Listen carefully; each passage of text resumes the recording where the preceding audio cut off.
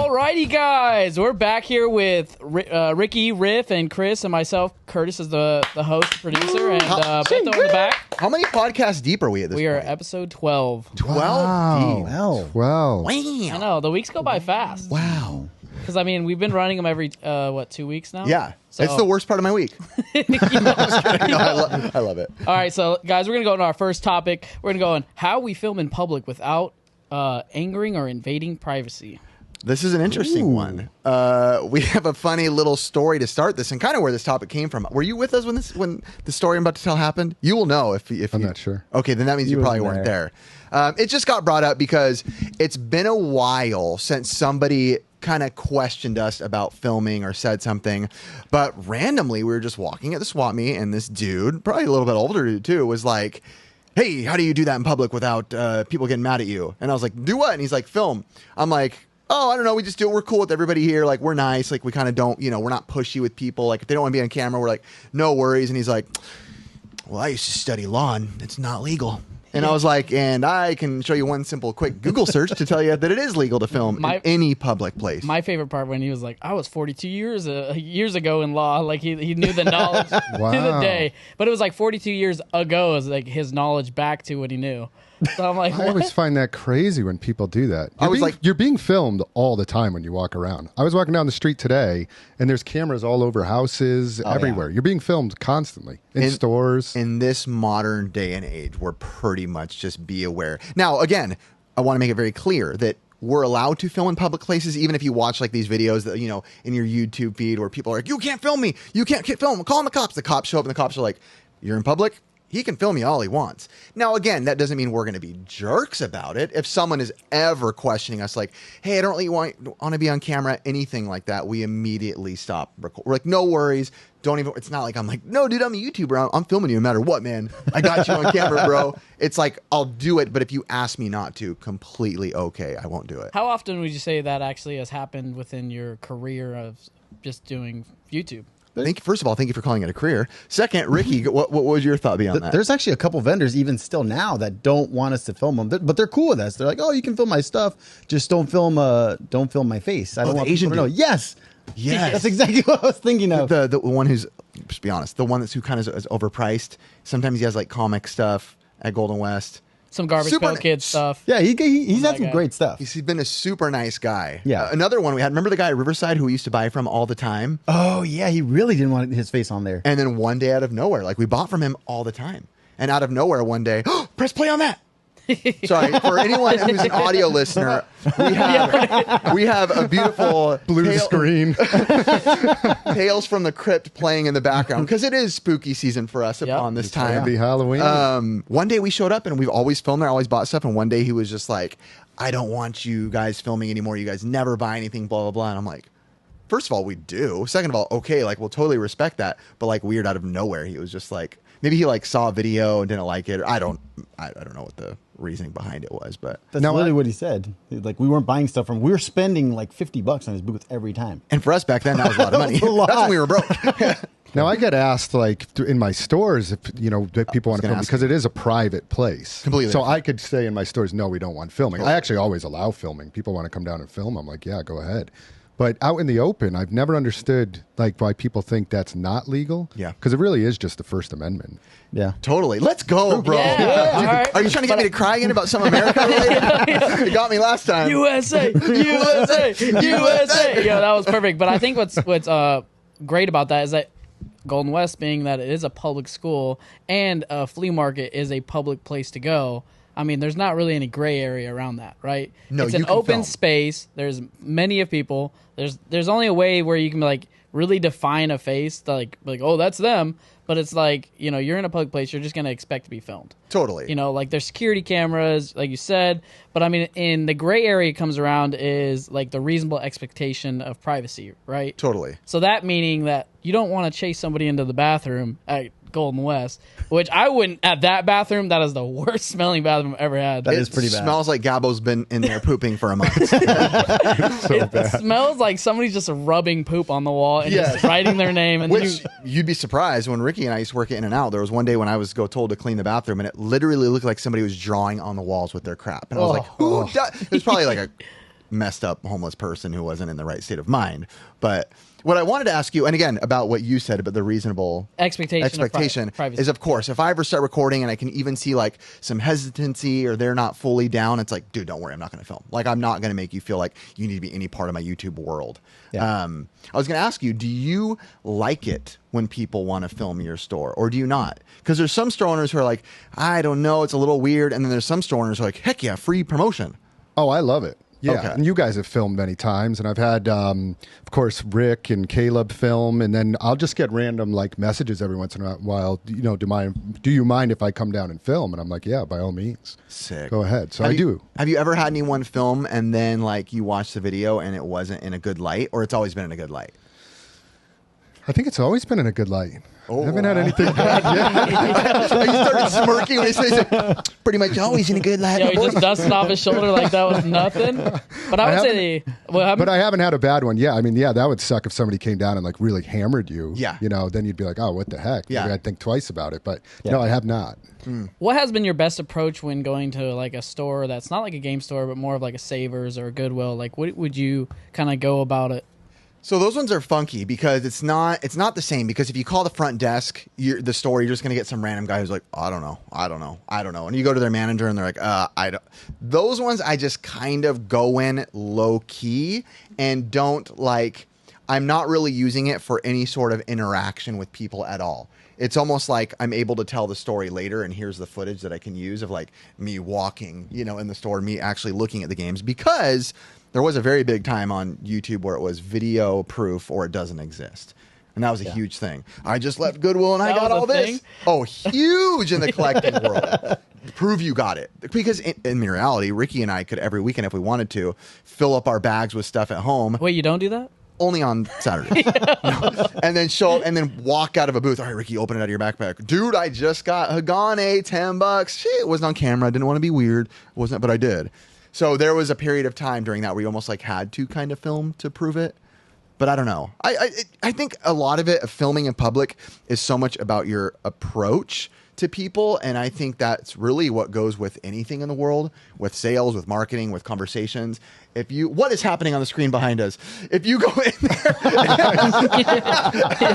if you go on screen, not on screen. Wow, my brain isn't working now. If you walk up to a place already with like a certain demeanor, smiling, being kind, having like a nice conversation, showing love, showing respect, hey, how are you? Kind of soft tone. I think that leads much more into being able to do it versus walking in. And I will say, in the day and age of TikTok and that kind of stuff, of maybe being a little more like, what's the word? Maybe like pushy cringe, like immediately walking like, yo, I'm here at the swap meet today with this guy. Yo, what up here? The big deal. Shout out to this guy. And they're just like, huh, what? I'm caught off guard. I don't really know where I want to be. You have to go in there with like a level of like respect in order to kind of lead it in. Yeah, you've also gone to like booths and you're like, hey, I'm going to be filming. Are you okay with this? And like, you want to make sure they have a little bit more consent. Like, you don't need it per se, but you still go out of your way to ask, right? Yeah. Like for me, like when I first approached you, and because of the way I work for a public agency, so I don't really like to disclose like my place of work and who I represent.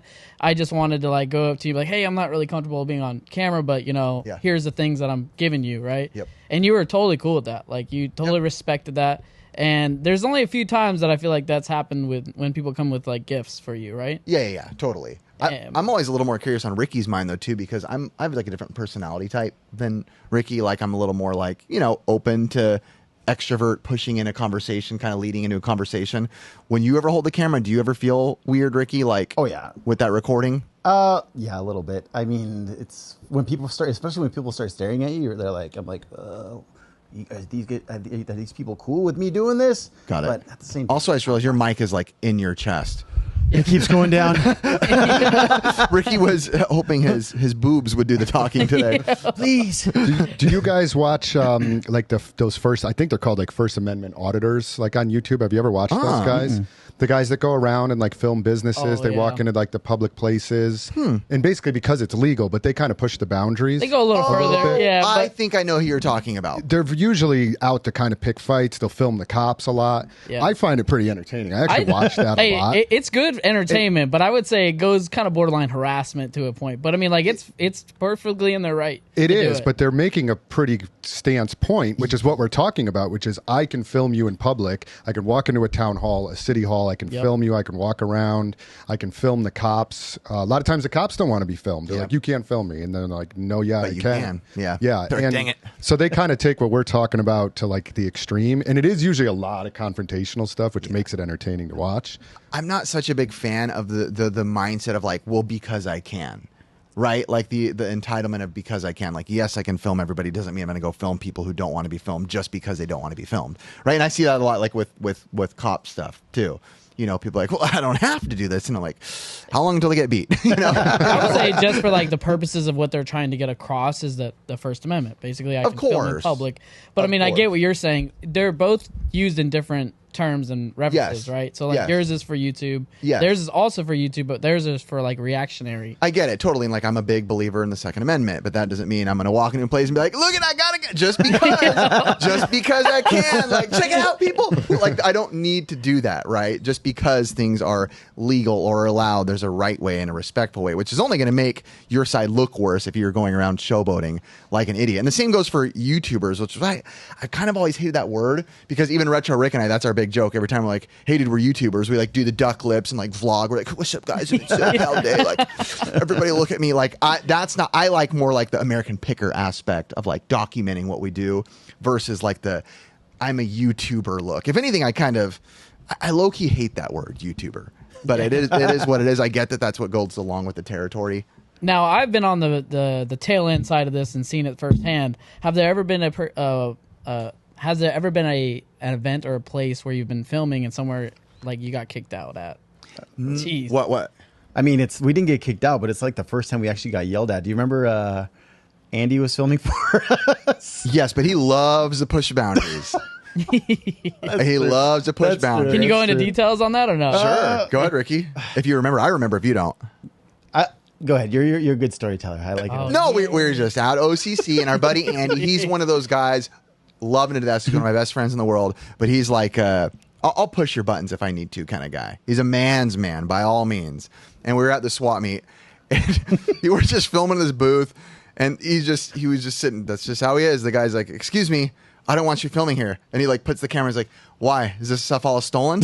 Is this all illegal stuff? And the guy's like, please stop. And he's like, I need you guys to get out of here. And I'm like, Andy, it's okay, bro. It's okay. Oh, no. Like, you don't have to pressure the guy. That's not my style per se. But there's even like our friend Roscoe. Oh, that's true. He's a little more pushy too with like filming and kind of like pushing people. It's not my style per se. I get it that it's allowed to happen. So people do it. But as far as being like actually kicked, we almost got kicked out of Frankensons one of our first times being there. Or maybe you weren't there at the time. I was filming. Yeah. And they were like, hey, we need to call security, blah, blah, blah, blah, blah. Funny enough, that's kind of when we found out that they watched our show. They came over and like, oh, no, let these guys film. Like, we want their promotion. Like, these guys are, good for this event. Like, we want more people, them to be filming it. So, imagine if they didn't know you, dude. You just get out on the street, dude. Yeah, get out of the street. I mean, hey, I accept it. I'll be the first to say I never want to feel like give me visitation rights or the reasoning to do this stuff because I'm a YouTube guy. I don't like that. I like the more like approach of like, hello, I have a show and nice to meet you and hopefully you like what we do and it's okay if we can't film, but we'll do it, Are conventions considered public space? That's a good question. I don't know. I would say that it's a public event, but you're paying for tickets. So unless you have signs posted, it's a gray area, right? That there's filming going on. Like, I think you could put up signs, right? Yeah. That says no filming allowed. Probably, but I feel like in a convention, like it's like probably impossible. Yeah, like it's generally considered public space. Like I feel like everybody in there who's not even a TikTok or YouTuber or anything is going to be filming. I don't know, because I mean, like if you think about you're buying tickets to go to an event, I mean, I know it's like per se, you would say like, hey, yeah, you're in public, you're doing this thing, but you're also on private property and you would still need that technical approval or you'd have to put signs that posted like filming is taking place and, you will be filmed, right? Yeah. Because in what is it? Professional sports, they don't like filming. Like when you're out and you're at like an NBA game and you're filming and vlogging, they don't like that stuff. Right. And I think there's certain artists, I can't think, maybe it's Tool or one of them that will not allow you to film at the concert. What a tool. I love Tool too. I will say though, before the last thing is like, even if I had an event where I didn't want people to film, I also realize you have to realize what day and age we're in. People at this point could have hats that film, glasses that film, contacts that film, nose rings that film. Like it's getting there to where people can pretty much film anything at this point. It's almost near impossible to stop. Doesn't mean you can't try to, legitimacy remove some of that from where you don't want it, but it's just kind of here. Well, the one instance that I was actually referring to is when we were buying those NES games from Ben. We were just in the parking lot. Remember that? Yeah. All of us were involved in that. I forgot Security kicked us security out. did. That's right. Yeah. Yo, who wants to tell the story? Christopher. Yeah, we were just down the road from Golden West. Yeah. We were at, it was a retail plaza. Plaza? Where are you from? Yeah. Plaza. Yo, East Coast right there. East Coast. Those plazas. It sounded right to me. Definitely wrong to me. Bezos. Yeah. So we were at a plaza, Yeah. and which I guess technically is private property. But you are outdoors. It was outdoors. That's It's public outdoors. property. I feel like that was public property. That's for sure public And we were property. just filming. There was nobody around. Ben had opened up the trunk of his car, and we were looking at NES games. All of a sudden, Rent-A-Cop came over on the... Be respectful, Chris. Paul Blart. Paul Blart came over. on the golf cart and was like, "Oh, you guys can't do that. You can't be here." And we were like, "We're just filming. There's nobody around. Like, We're not there was buying literally anything, no nobody there." services. And he called it in. Then the supervisor came over, and she was like, "You can't be here. You can't do that. Need a permit." You're right. Need a permit. I think they ended up giving us 5 minutes. Yeah. Right. We Yeah. begged and pleaded and said, "We're just going to be here for a minute." And then we ended up going across the street. Well, what's funny is there was someone washing a Yes, car. I was Yeah, going to the say that. detail No, guy. go ahead. There was you talk. I talk too much. So there was literally like a dude with his like personal business just washing cars in the parking lot, not even 30 feet from us. And we're like, what they- about them? Oh, no, they're good. They're good. I'm like, how? Yeah, we were like, "Do they have a permit to be washing That's what you cars?" said. Did they have a permit? And she's like, yeah. And I was like, no, you're just saying that now at this point. They're just used to pulling up and doing it. I mean, oh gosh, I could go down a bad wormhole with this, but I won't. I know what you're going to say. The thing I don't want to get in was- trouble, but I will say all my business where I make money, I pay taxes on. I don't get to set up on the side of the road and make money and not pay I get it. There's different situations. I'm not talking hate, but I'm just saying it should be if I have to do my due diligence to get a permit to sell and make money, so should everyone else in the world who gets just to set up around the world and make money for no reason. Yeah. And I think that the biggest takeaway from this was there was no place of business taking course there. Right, so it was just an empty building, and then we were just in the parking lot of that empty building. Yeah. So then, when them approaching us, it was like out of their way to make a scene. They were like, "Let's just drive over here." They in our wanted to make a Segways." scene. It was pretty ridiculous. Yeah, Yeah. again, Don't say on because there was- Segway. Shout out to all our security cops out there. We love you, okay? We love you. And shout out to all the people who do set up and sell things. I'm not trying to be mean. I'm just being honest. But parking meter people, Pay a no lot of way. money. Alrighty, guys, we're gonna go into our new spooky season of a topic. We're gonna go ranking horror movies. This is a fun one. I'm excited right here. for this one. We are huge horror fanatics. Chris is a huge whore. And we are excited to talk about some horror movies right here. Okay, please take note. And I say this every ranking system we do. I get the comments. You didn't put The Shining. I can't put every 90s cartoon that you loved. I can't put everything. I can't put the other 400 horror movies that I wanted to put in here. But just know that those topics will be gone or be on later on, right? Yes, so they'll it's be like, come on, revisited. yeah, revisited. They'll be so. revisited. We'll go like 70s, late 80s. So, okay. To start. 70s. Come on, bro. This kid born in 2020. You look like a COVID kid. Ricky, pick a number between 1 and 10. 7. 7. Ooh, I should have put that movie on there. 1, 2, 3, 7 4, is a 5, 6. great Great movie. movie. Okay, we're starting off with Scream. Straight up Scream. And we're going to start with Chris. Oh man! Oh, and by the way, I should Can say. I look at the other ones too? No. No, For no. people who don't know, S is the best, F is the worst. Rankin. Let's go, Chris. It was good when it came out. I appreciated it. But you know, it's funny. My son was asking me about this one the other day. He's like, "Dad, we were talking about horror movies." He's like, "What's Scream like?" And I was like, "It's okay." As far as horror, it's not one of my favorites. I thought at the time when it came out, it had a good cult following. Yeah. But man, I would put it at mid-grade. Which is Mid-low. trash. I would put it at C. C. I'd give it a C. Ricky? Same C. It just C. it was a good movie. It wasn't Okay. the greatest. Okay.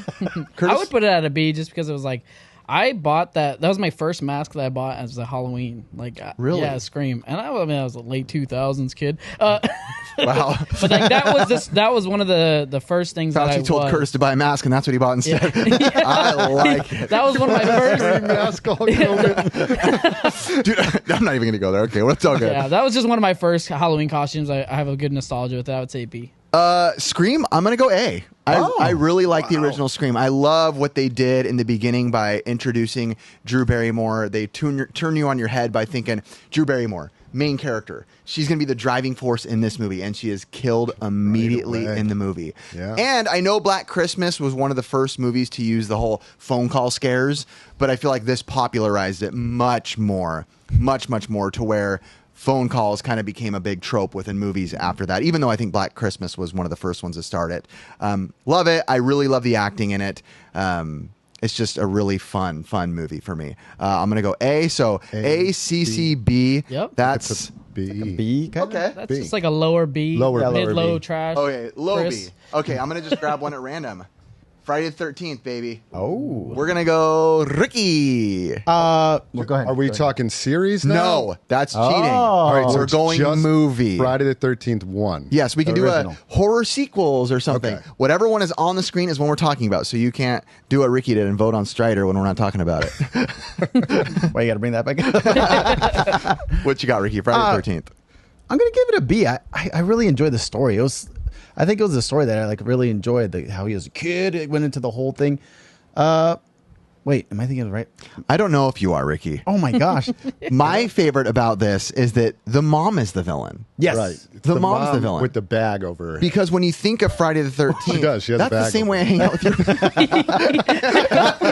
I didn't even get through the joke. I was waiting for the Curtis bomb joke. I didn't get through. No, I have to be nice to Curtis. People in the comments are saying I'm being too mean. Yeah. No, I got the bomb I love it jokes. though. You know I like that stuff. Yeah, the mom's the villain. Because when you think about Friday the 13th, you don't think the mom. Because I do with this one. That's the problem. But with this most people don't. Most people just lump it in with all the other Friday the 13th. Yeah. The biggest we got at the end to the real villain that we know now today was at the end when the canoe or boat gets jumped on and then jumps out, this grabs little the person. zombie thing. Yeah. I'm going to jump in and just say B because it wasn't my favorite. Some of the other ones I like later. But B. I'll go. Of all the whole series, honestly, this is probably like my least favorite one. Just Of them. Yeah, because it wasn't actually Jason with the mask. I like the mom though. It was the mom with the bag on the head.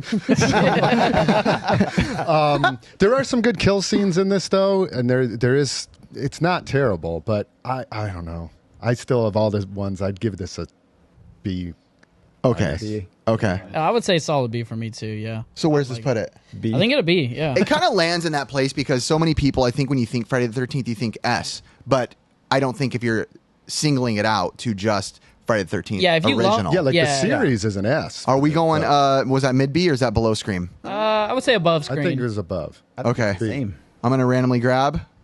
Ooh, the Lolly Fortune Tellers, the original Texas Chainsaw. That's what I was looking for. Can I go first? Yes, absolutely, I'm Curtis. gonna say this is the one I was saving for S tier. Really? Yes, I loved everything about this. I love the fact that it was. I hate the fact that it was a true story, but I love the fact that they did like the depiction of it and Based how off they shot it. It was amazing. The filming of it is beautifully done. It was the story basically retold of Ed Gein, which, interestingly enough, I was watching some documentaries on. Ed Gein himself was like very realistic to this. Like the police found in Ed Gein's house furniture made out of people's skin and their bones. I mean, that wasn't just from the movie. That is actually what happened. I think there might even have been more deaths in Ed Gein's life than there actually was in the movie. He was actually worse in the movie.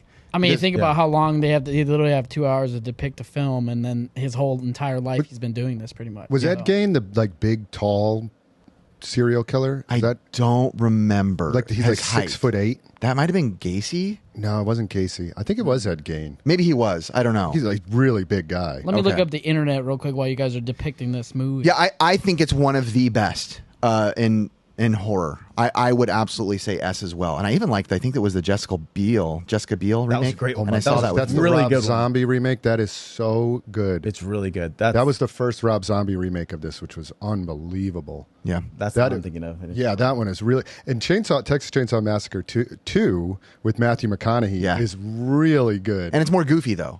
It is, but it also has... I know who you're talking about, too. The scalp head guy?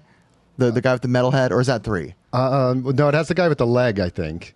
Maybe that's Matthew McConaughey. But there's the scene where he's holding that's the scene where he's holding the hammer with the grandpa trying to smash That is the head. such a good scene. Yeah. The dynamic of in the house in all of these movies are what make it freaky, right? Because the fact of knowing by the way they started out the movie is just brilliant with the text on screen and did Texas Chainsaw Massacre. It's very so documentary style.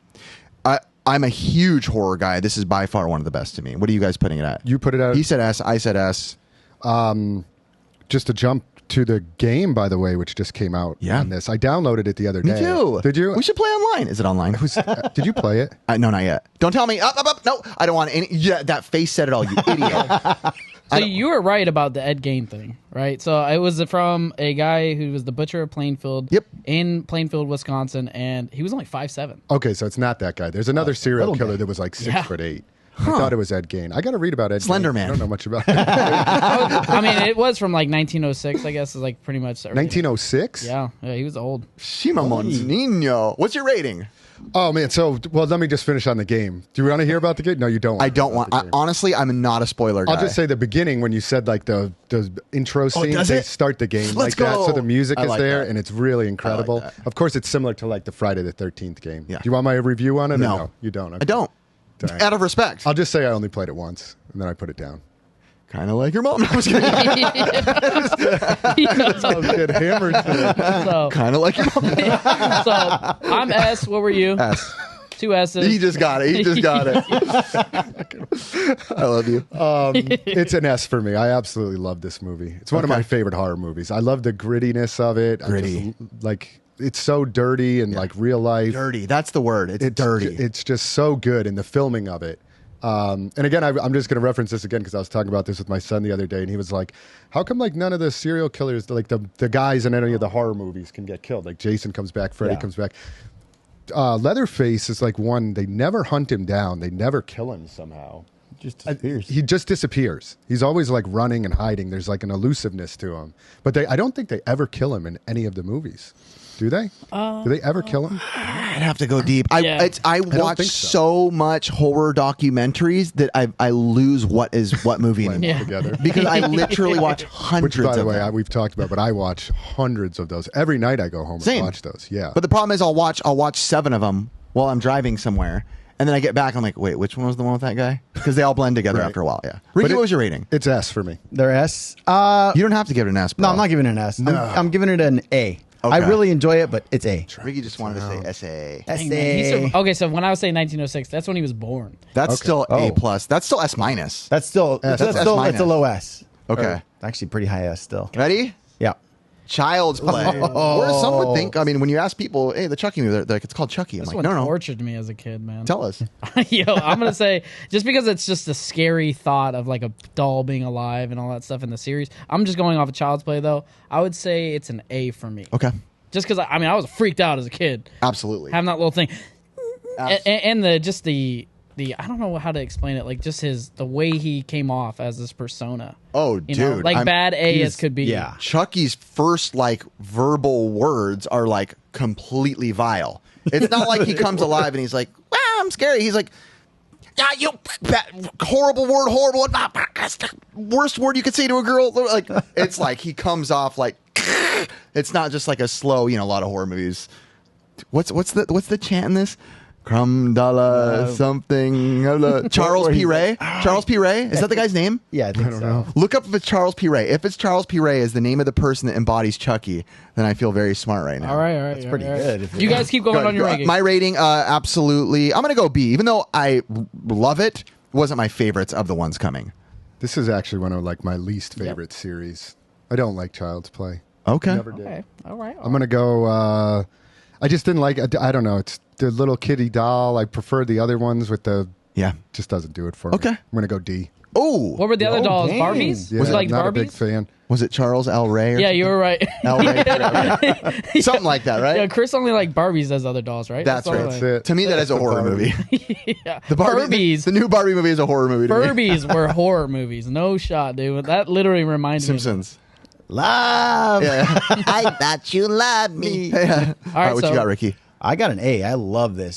Dude, everything about it, like when that doll moves, it's so good. That little animatronic thing, beautiful. I love that kind of like weird stuff. And when they add like the like devilish stuff, Yeah, I yeah. kinda like that. Like Ricky likes the devil. You heard at church. no, I don't like the devil. I just Heard it. Beto back there.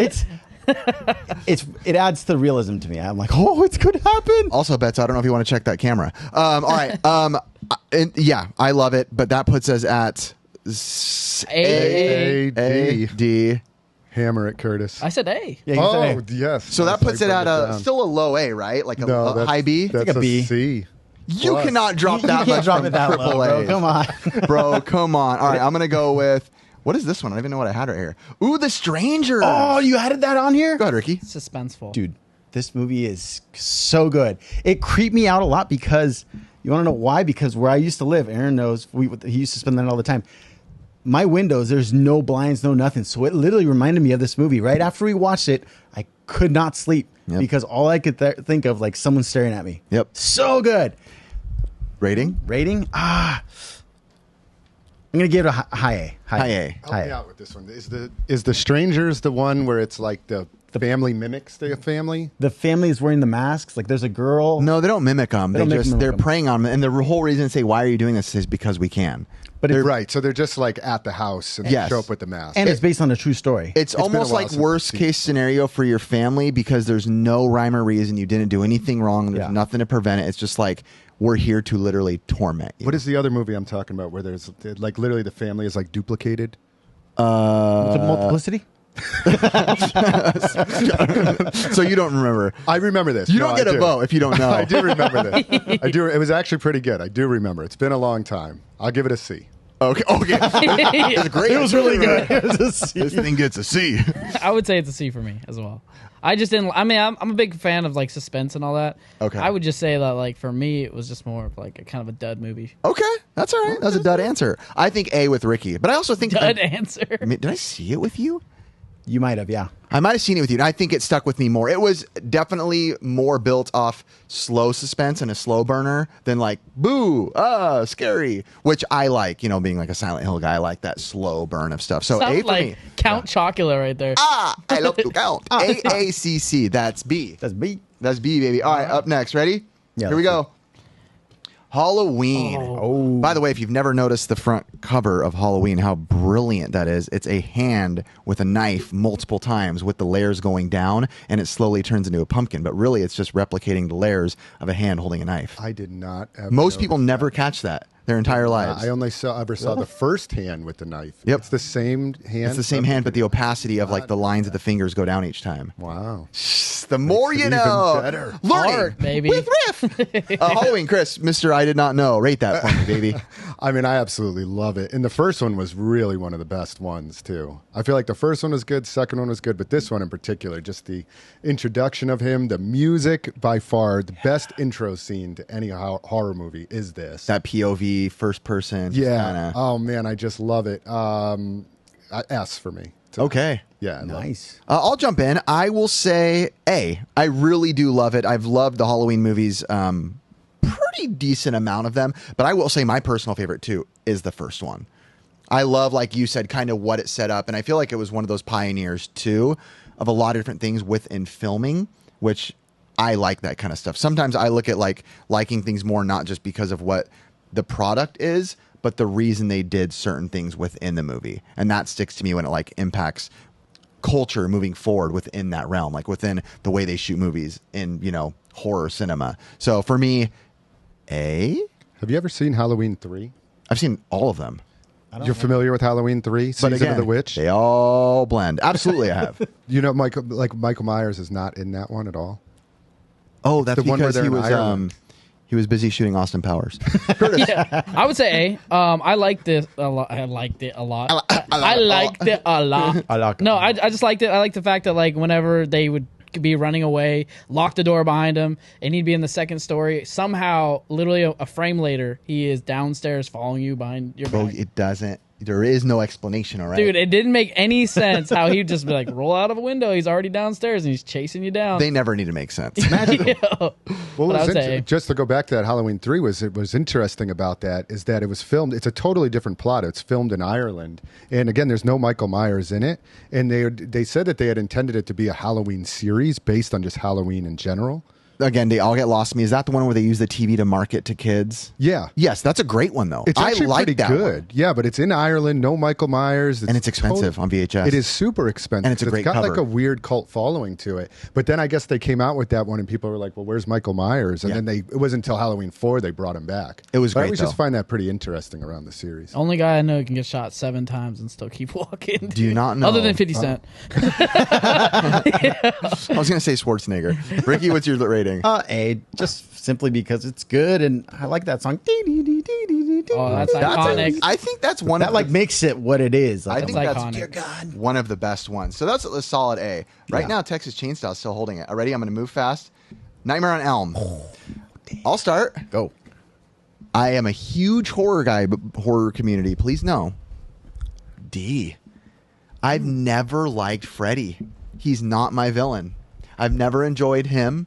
I get it. I like what he did for cinema. I like that there's plenty of big actors that came from this. I like a lot of the camera tricks they use to suck him into the bed and, you know, the different scenes in the bathtub. All this stuff. I love that stuff. It's gotten overused now over time from people mimicking it. But Freddy was never my guy. He was too goofy for me.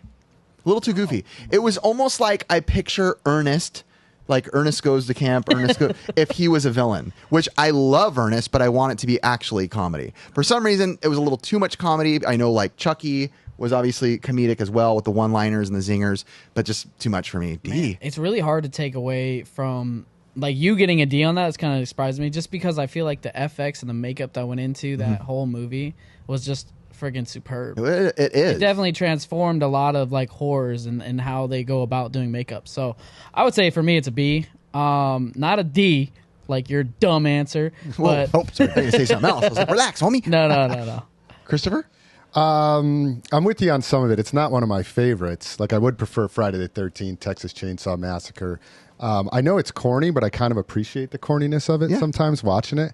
And I do just love his character. Like the glove with the razors on the end. The sweater. Yep. The sweater. I like the story of how, like, you know, he was doing this stuff to the kids and the parents threw him in, like, the burning oven in the building. Can't fall with the- asleep, too. Yeah, It's the like such a sleep. frightening There's mentality. a lot of cool aspects that I do like to it. When you watch them, and when I'm watching any of them, I'm like, man, this is pretty corny. But I still do like them. Totally. I'd still give it an A. Okay. I do like it. Great. Yes. Nice.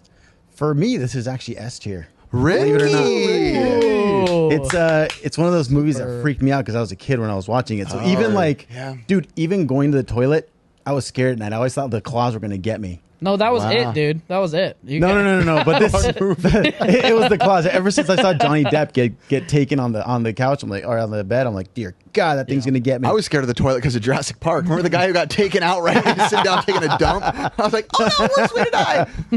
Rest in peace, Elvis. All right. How did that go? Oh, BDAS. BDA. So I would put solid B. I don't want to say B plus because I don't like doing that stuff like you guys. BDAS. BDAS. Ads. I'm going to say it just goes right. It's Yeah, not bottom. solid middle. Yeah, solid it's middle. not bottom or top, so it doesn't really matter. All right, up next, Exorcist. Oh, Shoot, man. Ricky? Yeah, this is what haunted me as a kid. This one haunted the heck out of me. This is S tier. Just when Yeah. she puked, dude, I can. The head turning. There's some things I can't even talk about this with my kids. Like I won't let my kids watch. Same, there's one scene. Oh and I my think gosh. We're talking about And the I same know what you're one. talking Yeah, about. as religious guys, I'm like, I don't feel comfortable watching certain I'm just scenes. like, dear God. It makes your stomach turn. Yeah. When she's like, yeah. But dude, every Exorcist movie gets me. So I'm like with Ricky. But dude, S tier. going to church, this legit seems like real, like you know, like the real like exorcist things. Like my grandpa did exorcisms. That's Dude. what he did. Did he really? Absolutely, that's what he did was exorcisms. Wow. Our friend Brennan has done an exorcism at Calvary. Yeah. unexpectedly with a whole bunch. I mean, it is some real gnarly stuff. Don't watch those videos. 100% real stuff. It ain't no joke. It is real. It is as scary as it gets. It's biblically proven. This movie literally scarred me. Yeah. Every movie following that with any type of exorcism scarred me because of this movie. Yep. So I'm S with Ricky. So yeah, this one threw it up S. I'm S too. And again, talking about cinematically too, I love the shots. I love the way they did this. I love the face popping up in places where you don't even notice. There's so much to it. Again, just being believers as well, that it just adds an extra layer of like scariness when you like know this stuff is real. It's like, I don't like messing with this, but I still watched it as a kid. You know, shouldn't have. Sorry, Mom, who's watching. S. Yes. Chris is like, as a believer of Satan. That's to me. I'm trying to think how far down I can bring it. What you got? No, I actually do like it. I watched it recently with my son. Probably when he's 14, so maybe like last year we watched it. Okay. He's 13, and that scene is pretty brutal. But I felt at 13 he was ready for it. I'm like, you're a teenager, you're ready for it. I watched it at 5. He's good. And I do love My kids are not ready. I do love the premise of it, but I still like in horror movies. I do prefer like hack and slash, kind of like. Got it. Yeah. 13th murders, and obviously that's not. We're not trying to skew you, but you should go with the right answer. I'm gonna have to. I don't know. I would go. I'd still give it a B. Okay, so that puts it at like a low S, high A still. Now the question is, does that go above Texas Chainsaw? Oh, I would Do say not yes. think so. I think it's pretty tied with that. I'm gonna I'll just go put it see kind if I have to. It's put it hard. down further. I'm gonna equalize it. Ricky, The Ring. The Ring. Oh man, this one was really. I feel like I'm giving them all good. Like You can do what you want, bro. so. I mean, these are like notable movies. These are really so- notable movies. So yeah, this one's an A. It's just freaked me out. That girl coming out of this Samara? Is that? I think it's Samara. Might be. Yo, Google it. Google it. That It comes sounds out of his right. phone. That would be so. I love The Ring. You do. And I know I'm throwing out the word cinema a lot, but I always tell people when they say, "What's your favorite horror movie?" I always say Amityville Horror, which isn't on here, funny enough. And I say, but my favorite shot horror movie is The Ring. I watched all the behind the scenes about the guys who made it, the way they did it, and it's beautiful. There's so many subliminal messages within it, within the well and the ring and the shapes and the horse's eyes and the way things happen. I fell in love with this movie the first time I watched it. I don't know what it was about it, but it just captured me. I'm going to also give this an S. I think I give 3 S's. This is one of them. Gave it an S. Wow. I truly love it. Hey. Hey. I love this one too. I think for why it was so good, in my opinion, too. It is a great movie, and it's really scary. But I think it's an early 2000s movie, horror movie, and I felt like there had been a period of time where, like in the 80s, you had the 80s movies, you had the early 90s. By the end of late 90s, I feel like there was just not a lot of good horror movies coming out. Like when you look at like VHS tapes and you see all the horror movies that came out, and then all of a sudden this came out in 2000, and it was like, oh my God, it was. I almost remember seeing this and being like, finally, like a good horror movie has come back. You know what I really liked in it too? I know this sounds so dumb, but I've always loved movies where they play off of VHS tapes. Like where VHS tapes play a part in the horror in some way. Yeah. And I love that was a big part of the movie, was 7 days with the VHS tape. I need to go back and watch this because it's been a long time. Now's the time. I know I do really love it. In the whole scheme of things, I'd give it an A just because I think some of the other ones are more superior. SAA. I'm in line with that too. I would say A. It was well put together story, and her name was Samara. You were right, dog. Samara, you got it. Tamara, yeah. From Sister. Tia and Tamara. Last one, guys. I don't know if you saw this one.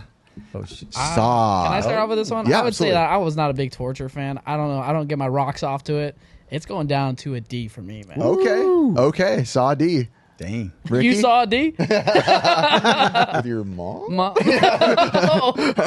Somehow. Ricky? I'm gonna give it a B. I mean, I did like it. I loved the ending. It just I just remember everyone like, oh God, it was him the entire time.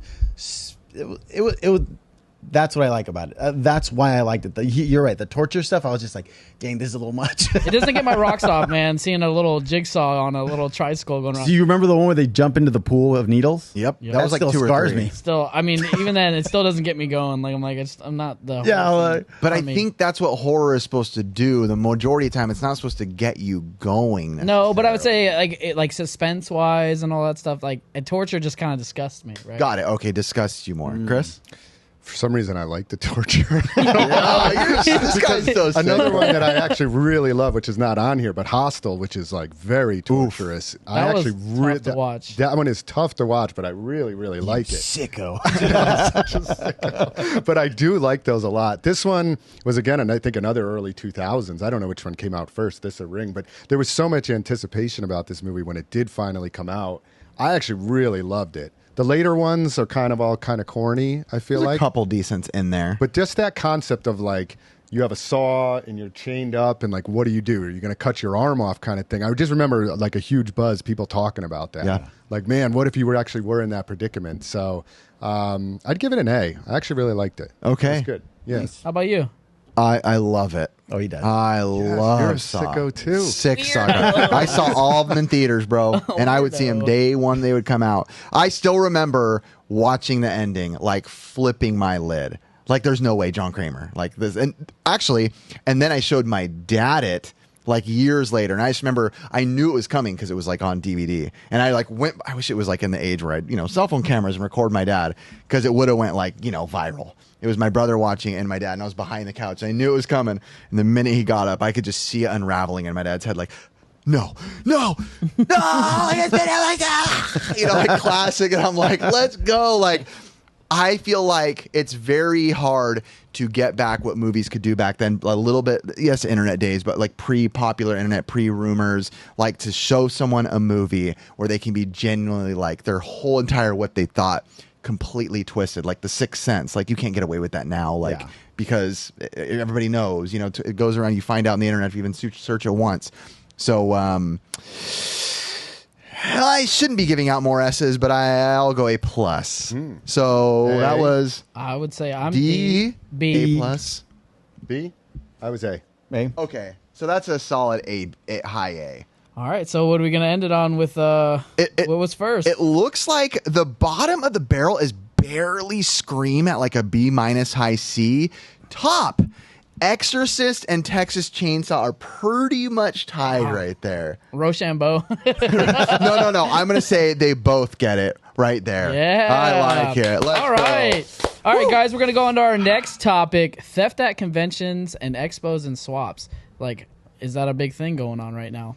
Yes. Christopher, why don't you enlighten us a little bit about some of this? Yeah, it's a major problem from at all of those places. What do we say? Conventions? Anywhere, like I would say, stores. like having like stores, swaps. I would say let's begin on like conventions wise. So just like I just had Retro World Expo, but by the time this comes out, it'll be a couple months ago. But I was just there, and theft was a terrible problem that we had going on. Holy. Yeah, and it's not just there; it's other shows. I mean, we were actually trying. There was somebody that was going around that was stealing. We caught wind of it as the show owners.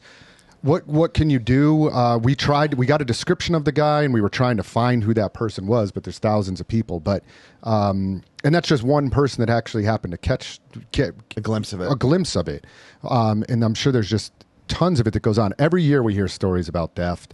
I don't understand it, why you come to the show and just go around thieving. We even do an auction there, and the auctioneer caught some guy trying to put stuff in his bag. And he went over and said, "Hey, what are you doing?" And the guy was like, "Oh, I was just putting it in my bag so I could walk over there and pay for it." And I'm like, give me a break. give me a break. And I told the auctioneer too, I was like, "Hey, next time, let me know, because I want to kick those people out of the show. I don't want them to just go off and then start stealing." But when are we bringing back good old martial law?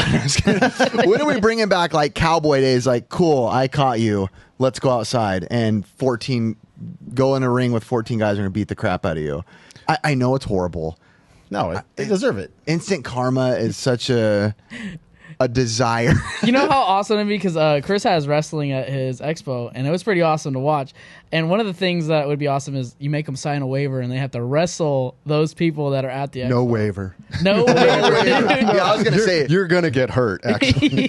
We're just letting you know. I was going to say no waiver. I was at a different expo, and I was at my buddy Elliot's booth from Game Tower, which, by the way, Elliot's already had his entire store broken into. Remember? Yeah. He lost like 10 grand in inventory. Really? And like, I remember that. That was horrible. Yeah. And I hate to see that stuff when I see it on Instagram. There's another game shop, I think. That's, Retro Gorilla happened. Yeah, is it Retro Gorilla? Yeah. That's I think twice they've been broken into. Yeah. And my shop was broken into, the one in Huntington Beach, I want to say about maybe a year ago now. and then your Pokemon cards. And then I had the Pokemon card incident. What I've had to do on my 2 stores out here in California is I put up the metal sliding gates, Yeah. which is about a $5,000 to $8,000 investment to put those I up. didn't know that.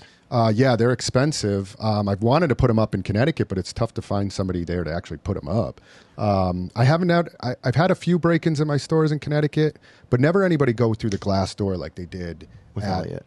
With Elliot, they did it. They went through the front door with my store, and I think Retro Gorilla they went through the front door. Yeah. And it seems to be happening more and more with video game stores. I know Elliot, when we were at the convention, someone stole his, I just know it was one game, but his CIB Chrono Trigger. Yeah. Somebody took that. I actually had a video, which I've gone by now, where I was there like right after it happened. Which the worst thing is, Elliot was sitting there looking sad, and I didn't know what happened. And I literally walked by him and said, "Why are you so sad? Did Gabo steal something again?" As a joke, with no clue that somebody literally just stole. That's tough. And I felt horrible, and I was like, "Oh my gosh!" So I did a video basically calling out the people, kind of like I did with the Pokemon thing. But my question is like, who are these losers? Like, if you're honestly, if you're watching this and you are one of those, you are a genuine, real loser, low life scumbag. Like, you I really, agree, I and I pray that second you it. stub your toe every morning for the rest of your life. Dude. Like, I don't understand. I guess we know what it's like to work hard to acquire things. So nothing makes me more mad than people who are doing not just like Small earning money the businesses, easy too. way, but robbing others in the process Yeah. of you trying to make a buck. And it's a good small point that there's businesses. small businesses. Like when you rob my shop or you rob Elliot or you rob Retro Gorilla, you're not like going into even like Walmart, which is a big corporation. Like you're stealing from a small guy, a person. Like there's a guy right there. Yeah. You know, and not to say that going to steal from Walmart's any better either, but No, smash and grabs are huge right now at Walmart. But especially when you're stealing from a small shop, though, I do feel like, all right, this is somebody that you're, has a family and kids. It's a direct, like you're harming them. Yeah. Versus maybe you steal from a corporation. Again, not condoning that, but it's $1 million business. Yeah. To me, it feels like even worse when you steal from the small guy. Yeah. I just don't get it. I don't like it. I don't know how to stop it necessarily. Some of the stuff that goes on. Metal bars help, Yeah. but we deal with a lot of theft in the shops. You know what would help? Better punishment when it happens. I'm just saying. Yeah. We're in all these cities now where you watch these videos of smash and grabs and people are running out stealing, and guess what the cops can do? Nothing. Because it wasn't enough money. It has to be like over a certain, it wasn't like $1,200 worth of money, so we can't do anything. And they just watch people steal from their livelihood. It makes me so mad when I watch them. Yeah. Stealing is one of those things that just like, I was at Retro World Expo and I was filming for Caleb, and I had one of the vendors come up. His name was Justin Spruch. Okay. He was one of the vendors. He comes up. He's I like, know "Hey." Spruch. Yeah, yeah. Game Justin- hunting channel. So like I just Justin had. Wanaker. He has a Yeah. game hunting channel? Yeah, Yeah, yeah. He, Spruch, he's he great. vends every year at Retro World. He's great. So like He's I had awesome. just met Yeah, him. he's I a didn't good know. friend. Yeah, I ended up meeting him there. Awesome guy.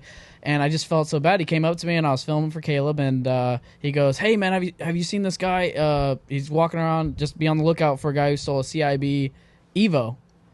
Ooh, that's like what is that? A $400 or $500 bill? Oh man, I don't know what he said. It was about $1,000. It might have Hold been on. sealed. 1,000. It might Yeah, I have been don't- sealed. It might have been all that. But like, I honestly just like in that moment, I was like, I honestly don't know what the game is, but I felt so bad because I know how much that hurts a business. Right, being small, you don't have those type of margins when you're in video game world. Right, you miss a Chrono Trigger $1,000 game. Somebody sells something that's too low. Right, and like it just happens to be like. You're in these environments where there's a lot going on. There's people rushing. There's people looking in cases. You got people going behind looking at things, and it's like you can't manage it all.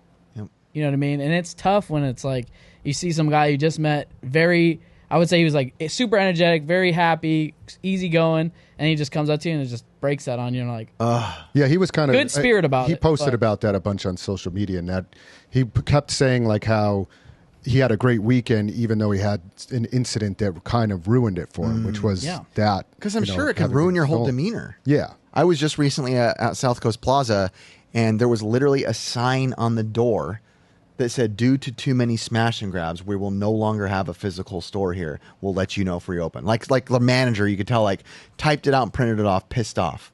Like, we can't keep up anymore because people just keep running here, a group of 6, 7, 8 guys, and just stealing thousands of dollars of stuff. Not only that, that's people's jobs too. That's their livelihood. I know. It gets me so mad. There's nothing more, and this might be a sick, cynical side of me, when I watch YouTube shorts of people that are like, I don't give an F what the laws are. I am retaliating. And they beat the living crap out of them. And I never smile bigger. And I'm like, yes, harder. Yes, harder. Get the bigger bat next time.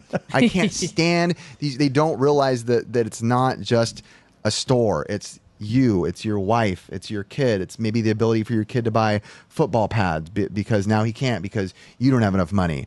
It's just such a level of self-entitlement and selfishness that my brain doesn't resonate with. It's very difficult to stop, like being a store owner, like, you know, that time that happened with the Pokemon cards, like I happened to be there, and people, I even talking to people afterwards were like, next time just let the guy go. And I was like, no, like I'll put my life at risk. I was willing to go out there. Maybe the guy had a gun or a knife and maybe it was the worst decision I ever made, you know? Like, would I want to lose my life over $1,000 Pokemon cards? You gotta get them, bro. Not really, but I do gotta get them all. They knew. Pikachu's, they've been saying it all the time in Pokemon. You gotta catch them all. It was just instinct for me. Like somebody was taking from me personally. That's just who I am. I'm gonna track you down. Now, I didn't physically actually like hurt that guy. I went and I got them back. We know, bro. You don't have to say it. I mean, you should have, because it might have turned physical, but it didn't.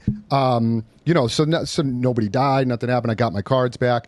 You know, a lot of times the question comes up though about like with my employees, like, what would I want my employees to do in that scenario? Which you touched on. And I think we've probably talked about it on here, which is like, I have informed all of them, like, listen, guys, I'd rather lose the Pokemon cards. You don't need to do what I did. You don't need to chase down the guys. Yeah. If they did it, would I be mad at them? No. Yeah. But I, you know, if they got hurt, I'd feel really bad. Like I've told you, don't, you know, chase people down. But it's a tough thing being a store owner, and you see a lot of these smash and grabs, and you wonder like, why did like the CVS employee just stand there? But I think it is because as an employer, you are telling your employees like, listen, your life is not worth the makeup on the shelf. Like, and so what's happened though is thieves now are like, they know that, and they're like, oh, we know that we can run in, and the employees aren't going to do anything because they're instructed not to do anything. So we know we have X period of time to run in and just grab stuff. And how you solve it, I don't really know. Yeah. Like, I'm not going to give my employees guns and be like, hey, you know what, somebody steals, you shoot them. Like, you can't do it, and you want to be respectful of your employees. So I don't know what the solution is. I don't know that anybody does. I really don't know how to stop it. A lot of it. It's unfortunate. Yeah, and I don't even know if I'm right. My brain goes to harsher punishment. That's just where I've always sit with a lot of things. When I see people do certain things, we watch a lot of true crime documentaries, you know, and sometimes you'll be like, that was the punishment? Like, that's it for this thing? And of course, stealing is a lot different than murdering somebody, and it's case by case. But there's like people who got convicted and they murdered, and somehow they got out of jail in 4 years. And it's like, huh? Like, how'd that happen? Certain things. But I guess where what frustrates me most is it's like almost like there is no consequence for stealing. That's why they got so popular. It's like, even if you catch them, it's like you might be the one to get in trouble if you do something. Yeah, right? hurt them. If you hurt them. Yeah, and like, I don't even know what the charge is for, like, say you went into a store and you stole a $10 item and you got caught. It's probably a misdemeanor. I don't think you get anything. It's got to be something like, I think the only time you get charged or anything, it's like above like $1,000. Like $1,000, it becomes a felony. So it's a misdemeanor. That's only here, right? Well, then misdemeanor goes up in until Connecticut. In Texas, it's a nice shot to the face. Get up my lawn, Mark! I think you're right though. Like harsher penalties might need to be in order. Yeah, you know, maybe they lower that from $1,000 down to $100. Like, yeah, I mean, because maybe, the reality is that these people that are I don't consider these scumbags. I don't consider you people. Yeah, that do this stuff. They're watching the same TikToks, Instagram that everybody is. Right? Oh, that you can get away with that. right? But if now it's flipped to where every time you see one of those videos, they're like, and it's followed up with, and that guy got a year in jail and owed. He had to pay 40 times what he stole. A year in jail would deter a lot. Lost of his people license, from like stuff. real that would be, consequences. I guess So- in like not in the store owner, what's it called, scenario, what would be your recommendations if for somebody that were in a expo, like how would they do those preventative measures? You know, I think it's hard without making the place look like a prison. Yeah. Yeah, like we had some comments about that, people stealing, and they were like, as the show owners, you should do more to prevent it. And I think I replied back, and I was like, we wish there was more we could do. Yeah. Yeah. You know, we got a description of the guy. It was in response to what happened to Justin, and we did spend some time. Like I got the description on the microphone, what the guy looked for. We went around looking for the guy, but again, there's thousands of people. that look the same. Profiling every person. Yeah, so He mean, was a large man who gamed. I would lose Retro Rick in a crowd. You know what I mean? Like think about it. And the only thing I could think was like if we caught them, you know, kicking them out of the show, of course, calling the police. Yeah. I don't even know if you could detain them. I guess you could try, you know, but What do you think, Ricky? What do you think? I I haven't heard. taser them right in the face. Wow. Ricky thinks the old give him the chancla. Chancla's not enough for that one. What about you? Honestly, what do you think? Like, what's your? Dude, I don't know, bro. I've seen other countries go gnarly with that kind of punishment. And I kind of like it, but have you seen that? Oh, Dude, yeah, they're dude. in Iran, That would stop in like you. Iran or something. Like, dude, you, if you're a thief, people will know. You know why? Because they'll chop off a finger for every Finger. time they catch you. I mean, if you lost a finger, that would definitely gnarly. deter people. Like John Wick, pretty where you're trying to get back in, you have to cut off your finger. And it sounds hard. I'm not saying I agree with this, I know. but it sounds harsh. But there also is a level of like, guarantee you they won't do it again. Yeah. Not be so many thieves. And that's just the reality. Like, even as a kid, you can think of things as a kid that your parents did were like, dude, I would never do that again. Because you're like, I don't want that punishment again. Yeah. It's a real thing. You learn, and yes. I guess like my recommendation maybe like, what if you guys kind of enforce like clear bags? You know what I mean? But it's hard because what if somebody steals a copy of Chrono Trigger? There's probably 400 of them on the floor. Oh yeah, that It's might hard be to true. know. Well, mine had it's almost like Yeah. what Elliot ended up doing is he like rearranged his table after, which you do sadly like lose the flow because you kind of have to be like, well, I guess all the glass cases with locks are going to be in the front. Yeah. Right. So now it's people have to ask, which you lose the sense of what you're trying to build. So it's hard, but then again, he's not losing money that way. And plus, as a vendor, like bringing glass showcases is such Pain, a but, pain. yeah. So a lot of your items, you're going to bring thousands and thousands of items, and they are just going to be spread out on a table. Yeah. So yeah, it's so That's unfortunate. tough. Spread out, man. Spread. Kind of like you. Alrighty, guys, we're gonna go on to our next topic. Is being nerd cool now? Ooh, is being nerdy being a nerd?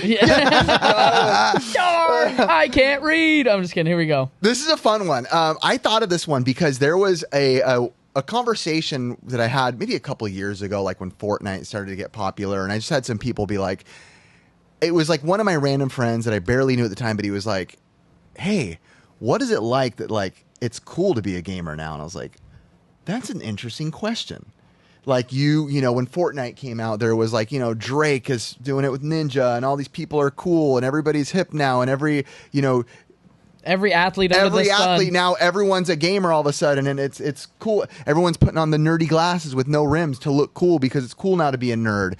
And it did kind of hit me in a way like, that's cool. But my question is, a lot of the closeted gamers, I guess, like in the 90s, right? And my example of where I'll lead into, and then you guys can tell me what you think, is like there was people, and I'm not going to say their names, who like would literally make fun of. I didn't get bullied. I didn't care. I always say you could never bully me because I never gave a crap what you said. Who would always make fun of me for playing video games all the time. And then when games got more popular and cool, I could see this person like, dude, I'm a hardcore gamer, hardcore into Fortnite. And I'm like, cool, bro, right on. Like, are you? Or maybe you were always, but it wasn't cool to pronounce yourself as a gamer. You know, gaming started early, 70s, IBM computer. It was like actual nerds, quote unquote, which I stand with the nerds. So what about you? Do you think nerd culture has shifted to where it's more accepted? When you grew up being a gamer, was it like it's dorky or was it always cool? Were you cool enough to pull it off where it was cool or what? Yeah, when I was in high school, I guess that would be the time where you probably would have gotten picked on the most for that kind of thing. And I don't remember ever experiencing that. Well, if you looked like him, you're not getting picked on. I mean, I was a diehard gamer the whole, my whole high school career. So I just don't ever remember that. Was there like a category of, I guess you would call them nerds in school that were like kind of looked like the nerdy kids? Yeah. Maybe. Is it cool now more than it was then? Maybe. It is. Yeah, definitely more acceptable. For sure cooler now to be a gamer. I think it's definitely popularized for sure with just like there's organizations like FaZe. They're a little bit of a cooler, atypical crowd. Then you have the athletes that join and all the music stars, and it seems like everybody under the sun is now the gamer. Retro Rick said that. Well, I don't know if I said it on the podcast, so sorry for repeating myself. But he said, which no offense to anybody, when he watched us, it was like, whoa, guys that are cool, in quotes, because we don't think we're cool, do this. Because he was like, a lot of the people that were on YouTube, again, no hate at all, but this is just what he said, weren't like his people. A little more nerdy, a little more quiet, a little more shy, maybe a little awkward, which, again, nothing wrong with at all. But he was like, oh, I feel like you guys are quote unquote cool guys. And I think I'm pretty cool, whatever. I think this is kind of what I dress like and look like and talk like. But I think that you brought a lot of that skate culture into it and integrated that nerdiness with your coolness of your skating. I think it was the California, and it was very like, Ricky came in, in the game hunting scene wearing button-up shirts, dressed up, hair done. Dude, what's up, bro? Big like bottleneck glasses. No, I never went there. No, my favorite when I look at this when nerd. I see his old, dude, when I see their that's my favorite. You gave him a wedgie. You're like, hey, Ricky. When you watch their old videos and the way you dressed, like before, it was like you had your sweater and it had like the puff out. Roast him. Loving shout out. I saw Mort dresses. Mort dresses the part. Mort, we're cool. He dresses the part with that. I love it. So when did you think like someone can be classified as like a quote unquote gamer? Let's ask Ricky a question. Yeah. What do you think makes someone a gamer? A gamer? Or is everybody a gamer who games? Not everyone's a gamer, but I feel like a lot of people they love the culture. They're technically not gamers, but it's just cool. Example, I went to like a really hipster coffee shop. I was wearing my big Donkey Kong shirt. Everyone's like, "Oh, dude, that's sick, that's sick." All these like hipsters are like loving my shirt. They're like, "Dude, so cool, so cool. I love that scene." I'm like, "Oh yeah, that's cool. Can I buy it off you?" I'm like, "No, it's a $400 shirt. Do you really want to buy?" Oh no, but did you ask them if they game? They don't. They didn't game though. They just think it's awesome. So they like the pop culture. They like the pop culture. They're more pop culture, like nerdy gamers. Like I feel like there's different kinds of gamers. Like we got gamers like us. Then you got gamers that like are really like, I don't want to be mean or anything, but like they do like Dungeons and Dragons, like kind of stuff, like that kind of like there's different kinds of game, like nerds, like the RPG people who are in the words of Conan, they're the like people. I say like I love the World of Warcraft one where they do in South Park and they have the guy at the I think those are my favorite. To me, it was always like a joke. Like balance. Like when I was growing up, I played a lot of sports in high school too. Yeah. But when I went home, I was gaming. And but there was people, and still today, I think, when you think of like that, like this, like sitting at home doing nothing, just gaming, the whole time. So again, I never experienced it not being cool because I guess I was doing so many other things.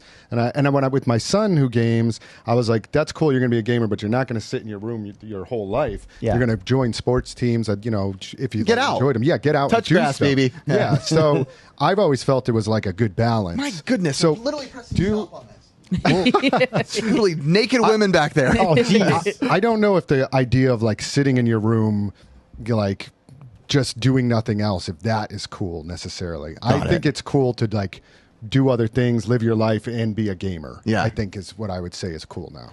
I don't know, man. It was just such a weird. It's like I got a lot of hate in the beginning because I would make fun of Fortnite a lot. And I was like, I would always hate on Fortnite. People are like, dude, why do you hate Fortnite so much? And I'm like, I don't think that I hate the game Fortnite.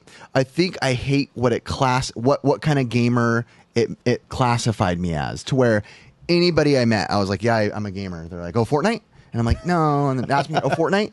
Fortnite this. And then this is going to be mean. I feel like every cringy person on TikTok who is doing the floss was talking about Fortnite, and I was like, I just feel like it went from like gaming was very nerdy, like in the early 70s. You have to realize gaming was very techie in the beginning. It wasn't like we didn't go straight to Mario. It was techie, it was PC. You got to know how to download and move. Chris, by the way, for audio listeners, is changing the VHS tape to hopefully something a little less foul. Yeah, how did you guys not know? We put in Tales from the Crypt and hope that it would be the least of the bunch. There's Evil Dead, Halloween 2, and let's just hope. Dude, Evil Dead we should just turn off the TV. We'll see. We'll see what happens. But yeah, it started out very, we got the Commodore 64 TV back here. The Commodore. Here you go, look. Back in the day. Complete. This is gaming. For those audio listeners, I'm holding a Commodore 64, clicking the buttons. This was gaming. That's that's not just a keyboard? There you go, Curtis. Curtis is learning. Curtis thought it was the Nintendo 64. But the adapter. See, but those gamers were like cool. They were like not to them they weren't. Computer techs. They were computer nerds though back then. Which was like a different kind of gamer. Like Bill Gates style. Yes. Like that's a different kind of gamer. And then I feel like we evolved into console, right? And there's still, of course, PC, still huge PC. Go console gamers. Do you think that made that more available to the average consumer, where it was affordable to play video games? Because the average person didn't want to turn on a console, a PC at the time, however you were programming it, and have to figure out how to load this stuff, right? I got to figure out how to load this. I got to make it run, how to make it work. This needs to be replaced. I mean, our buddy My Retro Life has a video of his dad, who was very tech savvy, very much a gamer, huge gamer back in the day, trying to run IBM and stuff, and going, dude, this won't work. It won't run this game. Got to call this. He literally, I think, said in the video, we got to call our nerdy uncle who knows how to do this. It made it normalized. But I think what bothered me about the Fortnite era and all this is it went from like normalized, where I was like, woo, console gamer, I'm accepted, I'm one.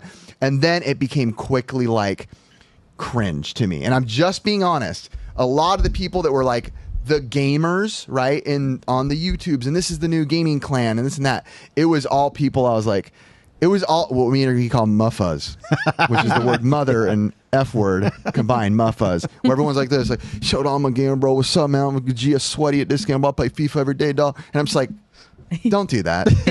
But it's okay that you're like, I don't care that. But like that, no. No. Like that, we come here and then they're all doing their Instagram TikToks and flossing, and I'm just like, and just to go off of your My Retro Life, shout out to him getting 100K subs just this recently. Woo. Yeah, go Tyler. Shout out to him. Ricky, what are you gonna say?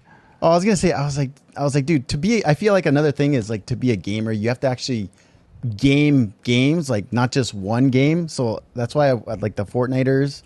I never really Fortniters. See, that's what they should be called. The Fortnite. I kind of feel the same way. Like when I they're ask not somebody, gamers, I'm like, to me. They're like, oh, I'm going to go home and play games. I'm like, oh, what do you play? And they'll be like, oh, I just play Call of Duty. And I'm like, well, there's like 9 million other games you could play. Yeah, but what about... Why do you just play Call of Duty? He's going to be on the opposite end here because he's one of those cringe gamers. Yeah, I don't like Apex. That's a horrible game. Apex is a great made game. But anyway, I would say like also with sports games, like if you're only playing sports games, does that classify you as a gamer? I think it puts it in that same boat because I just feel, and I like Call of Duty, by the way, too. Me too. I love my clan tag tattooed to my body. Yeah, like I love Call of Duty. I actually love Fortnite. I'll play some sports games, but to me, that's always like, oh, do you like movies? Yeah, I only watch Halloween 2. And I'm like, but there's so many other movies. Why would you? Oh, no, I would just watch Halloween 2. I would say and that like try some other games, like do some variety. The category that I fall under is not just like the cringe gamer. It's the first person, third person shooters. That's what I fall under, like Call of Duty, Gears of War. FPS games. Yeah, see, but you're playing multiple games. You're not just playing one game. Right. But I was just saying, like I do cringe game on Apex a lot. All this, and then Curtis is like, "That's me." He's like, "I only play one game." That hurts. Again, and I don't want people to feel discredited because I know people will get mad and be like, "Dude, I am a gamer." Like I know, I get it. Like if. Sure, you can say that, but it's like I think what your example was the best way to put it because, like, if I said I'm a coffee connoisseur or I'm a coffee guy, but I only drink the same folders everyone, it's like I don't really know the culture involved, so I almost wouldn't feel comfortable telling people like I'm a coffee guy, right? So maybe you might consider yourself a gamer, which is fine, you can totally. To you, if you're a gamer, you're a gamer, but like I wouldn't want to go tell people that I'm a gamer in a public setting with a bunch of gamers because the first question that gets asked about something, you're like, I don't know.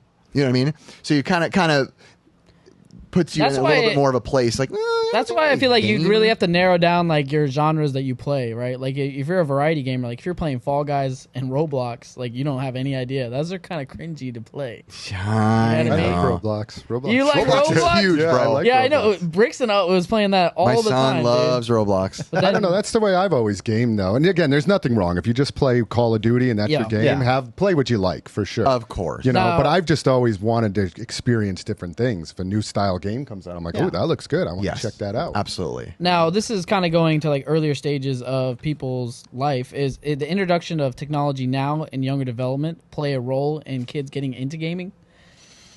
I would say yeah, because kids are. We've kind of lightly touched on this before. Kids are very, iPad. introduced to technology. iPad, blah, blah, louder in the mic. The iPad kids. iPad generation, blah. Dude, I called that when I wasn't a dad. When I used to have Facebook, and I was like, I will never let my kids sit and play iPads at the dinner table or touch my phone. Every dad in there was like, liar, liar. To this day, my kids have never touched my phone to play a game. They don't sit at tables with iPads. We don't allow them to take it. So in the kindest words to all those Facebook haters, suck my teeth. I think just had to get that out. I think the hard part about like what now generation gaming is that it's online. Like you can connect with other kids around you, but it's like before you guys just had basically yourselves. You're playing through the stories. You're playing with your brothers. You're So good. You know what I mean? Like Couch parties. You're in one place, one time, like in time frame, and that's like how you played video games. But nowadays, it's like you're interconnected with everyone around the world. Oh, yeah. In just a click. And literally one click away, like every commercial would tell you. Ricky, what was our greatest like couch co-op games together? Dude, Smash Bros with all the boys. Dude, that's weird. We'd literally have 12, like 10 dudes there. We'd just be doing tournaments on Smash at his house. You know what one I really loved? Samurai Gun. Oh, Samurai Gun with me, you, and Gerard. Just sit there, one-on-one, simplistic Never game. played that game. I liked going through Robotron at the arcades with you guys. Great. Man, it's What about Jamestown? Jamestown. If you guys are Jamestown was looking gnarly. for a hidden gem. Dude, we played with Nicole, your wife. Yeah.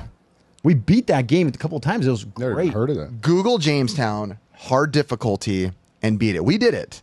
That was gnarly. I still can't believe we did it. Riff Perfect ran it. It's one of the wildest bullet hell games you'll ever play. Great. Newer or older? PS4 area came out. PS4 area. What's the word Era. I'm looking for? PS4 Era. There we go. Get it. It'll be all right. Like your mom. I got nothing. I'm trying to get out of this one. Absolutely get that game. Get it on hard, and you will have a blast, man. So the question, Curtis, though, is our games educational? No, that's a later topic that I would like to go down. Oh, okay. No, my thing is like on that topic. no. My thing was the introduction of technology in early stages of a kid's life, right? Nowadays. Is it pushing them to play games sooner? Oh. What are your thoughts? Wait. Yeah, that was Nice. his little nice. Yeah. I think the first time my son, I was the opposite of you. I did introduce games early with my son. I haven't seen anything negative come about it. He's a super smart kid. He does good in school. Which we talked about. If whatever Super works for witty. your family. I don't think that there's any they're going to get in front of technology eventually. And I would you say can that- only hold off on it. It's not a bad. I mean, I like your approach. Yeah. Because sometimes when I'm at the dinner table, I'm like, dude, put your phone down. Yeah. Like engage with the people. Like your aunt's in town. Talk with your aunt or something like that. Your aunt? I didn't know what you were saying. Aunt. I love your. Oh my gosh, all my East But Coast stuff is I would say coming that out. a lot of the development of your son would be from sports, though. Discipline. You know what I mean? Yeah. Like if he didn't have the sports balance. outside, he's got good balance outside of what he's doing at his school. It's the non-balance that gets weird. Correct. It's all about balance. And I've always tried to, I guess that's the way I was raised too. When my dad would come in and be like, get outside. You've played for 6 hours. Like, go do something. And I'd just go out in the woods. Yeah. My mom used to literally lock me and my brother out, go in the backyard. Sorry, Mom, for exposing this. She'd say, go outside in the backyard, give us some bottles of water, lock the door. I'll get you guys in 4 hours. You're not allowed to come in. If you're crying, figure it out. You'll figure it out. Have some fun. My dad used to walk in and go, okay, game time's over. And he'd just walk over and he'd Unplug. rip the cord right out. Yep. What's one of the what games he would say. unplugged? It was Legend of Zelda. Whenever we Original? Ooh, Would that's just a brutal lose the one. save. Yeah. He would just go, no warning. You just walk in. Game time's over. just pull it right out. It's not as You're bad. like, no. If it's like Mario Bros, you can handle it. But a game like that, an action RPG. Oh, and you would lose the save. It would like delete the save if you did that. Come on, father. But he was very adamant about go outside and do other things. Yeah, That's awesome. But he was okay with us gaming too. So I guess that's where I got my parenting from. Sounds like a good dad. Yeah, he was pretty good. Good dad. Shout out to Chris's dad. Yeah. It's just about balance. It's okay to game. It's good to go out and do stuff. And A fine balance, my friend. All righty, guys. We're going to go into one of our favorite types of segments. It's going to be agree or disagree. All right. Here we go. Agree or disagree. I'm ready. I'm going to stretch out a little bit. You guys feeling good? Are we stretching? Stretch out there. Yeah. So one thing for the Okay, everyone's for the removing the cushions. Wait, Ricky, we're removing our backseat cushions. Oh, dude, that like Ooh. So the one thing for the audio listeners at home, thumbs up is green and thumbs down is red. And what do they mean, Curtis? They mean go home and go. Oh no! No, I'm just kidding. But it means agree or disagree. And so thumbs up obviously is agree, and thumbs down is disagree. So Yes, sir. we're gonna go into our first one. It's gonna be gaming promotes violence with kids. Oh wow, fresh from what our last conversation. Yep. This is a hard one because it can, but it also can't in certain scenarios. So I guess based off the sentence, if any of it applies, then you'd have to say yes, right? so. I'd say yes, but I'm not one of those people that says gaming will make you violent. was gaming promotes violence in kids. That was the. Yep. Yes. That was it? So tell us your no. I disagree. Okay. Oh, so there was a thumbs down and then 2 thumbs up. But I would say all of us are probably going to have the same sentiment on this. I feel the same way about games as I do horror movies, Yep.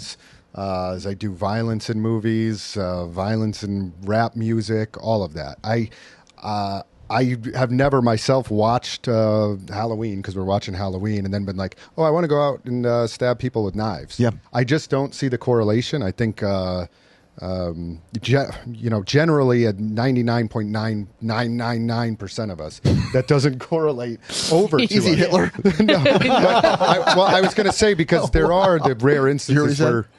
Sorry. You said 999. With your German accent. Nine. Oh, no. All right, keep going. I don't know. Is there instances where it can happen? Possibly. But even like I hate to just go down the road of like mass murders and all that totally. stuff. Like, do video games, it always comes up as a topic when these things happen. Like, oh, that guy was a gamer. He played Call of Duty, so he went out and, killed a bunch of people. But I think there's a lot more that goes on in somebody's mind before that happens. I don't think it's, Absolutely. I played the game in Grand Theft Auto where I was shooting people. Now And I I want to grew go up out on with the a perfect street. childhood, and now I want to go now kill. there's so many other factors Yes. that are going on in that person's mind Yes. to do that. So I don't ever see the direct correlation Yes. between the violence in games, movies that translates over into people acting out. So yeah, we'd be silly not to point out that yes, again, being a documentary, a podcast, all that kind of stuff, kind of guy listening at stuff. Yes, there is instances, multiple, where people are like, yes, I killed because I wanted to emulate the video game. It's happened multiple times with Call of Duty is actually one of them. It definitely has happened multiple times, or you can look it up. There's a bunch. But like you said, it's not ever the situation, which goes for even besides video games, people who kill, murder, do bad things. It's never like they turned on Call of Duty and that was the moment where they lived a perfect normal life and it switched. Right. It was always that there was something going on in their childhood, issues in some way, drugs, anything. It always goes deeper than that. Yes, they can then see a video game or a movie and want to emulate that, but it plays into the rest of their psyche as well in one. So I agree with you. It's not what directly causes it. I know there was even, I think, someone who like set up Saw type stuff and killed people the Saw way, who wanted to like emulate Saw. But again, to Chris's point, this isn't a normal functioning person who's just like randomly saw and was like, oh, here we go. Now I want to do this. Comments, Ricky? Yeah. Me, I'll agree. What's your I say thoughts? It does. But it's not the way you guys Put the think. mic Put your up, mic dude. up. Dude. Oh, sorry. He just lets it go. But it's not the way you guys would think. I just like when you guys said the topic, I was like, all right. I'm like, first thing I thought it was like my kids, like Maverick, like when he plays games, like he loves it, but as soon as like something happens or it's like a 1-player game and they have to switch, he like gets mad and starts punching. So sometimes, like not every time, but like in a way, I'm like, all right, I can see where it can go. Like Totally. No. it's like it's like not I guess not technically like violent, but like you're thinking like in small form. Yeah, in small format. Like I'm thinking more of a small form. I'm not thinking like the psychos that are like, oh, I'm gonna kill someone, like copycats, something like that. But like for kids, I feel like there's also the kids that play Call of Duty and like you see them. They got videos like they lose and like. True, but I'm not. That's the kind of like that might be competitiveness. Yeah, though, in itself. Like violent. Like they'll throw the controller, break stuff, all that kind of stuff. Like I saw one where like this kid lost, so he lost it and literally annihilated like his mom's like apartment. I was like, dear God, because I've seen that. But is that promoting violence or aggression towards inanimate objects? Yeah. So you know what I mean? I got you. I think there's both. I think there's definitely both because again, I've seen the kid that killed his family because they made him turn off Halo. Like that's the thing. I mean, there is people who, dude, but there are people. That's the thing. I'm like, all right, I guess it could happen. I didn't want to say a joke on that. Would have been too morbid. Good man. Good call on that one. I think back. there's a little bit of both into it. I think all of us are pretty much under the same sentiment of that. Of course, it can play parts in, but that can be anything in the world. That, like you said, even rap. Heck, when I listen to heavy metal music when I'm driving, I start going faster. I do too. More aggressive. I actually do. It's true. That is 100% true. Behind the suffocation. It's a real thing. And shout out to Beto right now who's changing the camera. We had a camera problem today. Yep. So Beto's back there every once in a while kind of resetting the cameras for us. So if you ever see him pop, Beto, yell hello. Hello! There he is. He's alive. He does have a voice. Here we go. We're going to go on to our next one. It's going to be Halloween is the best holiday. Thumbs down. Thumbs down. Chris is going to say thumbs up. Satan. Chris likes it. I can. Man, let me think. He's like always in a deep No, spot. I'm gonna disagree. Let's all say on the same time on the count of three what the best holiday is and see if we all agree. 1, 2, 3. Christmas. Easter. Just kidding. Ricky, nice. hey. Easter's I do love pretty Easter good. though. I do love Easter's really good. We love Easter. I think it's hard for me to like decide that because like as like time goes on, as I get an adult, I think dressing up isn't as fun. So then I would say like, how much more vacation days do I got from work? Oh right? my God. Like for me, it's like, dang, I got like a whole week off now. Yeah. You said Christmas is your favorite. I I love the best. Christmas. Yeah, Christmas is the man. best. Easter is pretty good though, and so is Thanksgiving. Dang. But Halloween has a special Me too. part all of its own. I've started to like Halloween more and more and more as I get older, but I still definitely it's not going to pass Christmas for me. I am so looking forward to wearing all my horror shirts this year for October. I got you that Bates Motel ones in there. The one you bought off me? I think I sold that. Whatever. I got my orange and black Nikes on too today. Too. Ooh, Kind of a little extra Halloween flair, a little Halloween. Ricky, what about you? What's your least favorite holiday? My least Maine. favorite You holiday? can't be like St. Patrick's Day. That doesn't count. Mainline holiday. Mainline holiday. Yeah, mainline holiday. Least favorite. I don't know why. For some reason, I can only think of Lucky Charms right now. So I'm gonna say St. Patty's Day. I guess. Right now, when you said that, I was like, why is it Cinco de Mayo. delicious? Chris, least favorite. Hurry. Man, I mean, I like the Christmas, Thanksgiving, Easter because they're wholesome. It's like family, and Yeah. Halloween doesn't have that. It's not really a wholesome thing, but I do love it. Yeah. I thought you I said don't know, and I like which one you don't like. I know it's like almost the worst now. But I don't know, 4th of July. I like them all. Oh, What? Get No, him but out of here.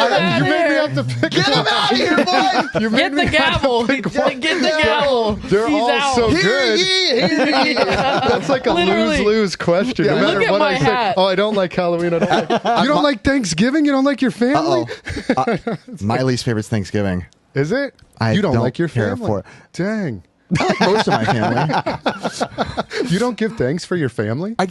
I'm one of those guys that has that cheap answer. I give thanks every day. I'm thankful every day. Mine's There's New like Year's. no I don't right give answer two to craps about Oh, New New Year's. Year's right, is New okay. Year's. Yeah, I You're don't really right. care about New Year's. New Year's. Literally, like the Thank new you. thing. I'm gonna change up this year. I'm No, like, you're no, not. You're not. You're the dude. same person you were 2 minutes ago. Yeah, and most people they start off real strong on New Year's. I'm gonna change my life. And how do they spend New Year's? The minute the New Year starts, drunk as a skunk. Yeah. Probably gonna Call on regret New Year's. everything. Yeah, I would Could say care New Year's less just about because it. the only thing that literally makes me struggle is me changing the year when I'm writing it on a paper. I like that that one. one. I like I could that. care less. My birthday, I could care less about. I my hate birthday. that. I hate my birthday. I would say that's not a holiday we all celebrate, but like that's It's awesome. like Chris. our each individual holiday, but I could care less. Yeah, I'm like, same way. don't do anything for me. I Same. don't need anything. Yeah, let's celebrate something else on my Yeah. birthday. That's All right, what's the next one, Curdy? The next one is most Sonic games are good games.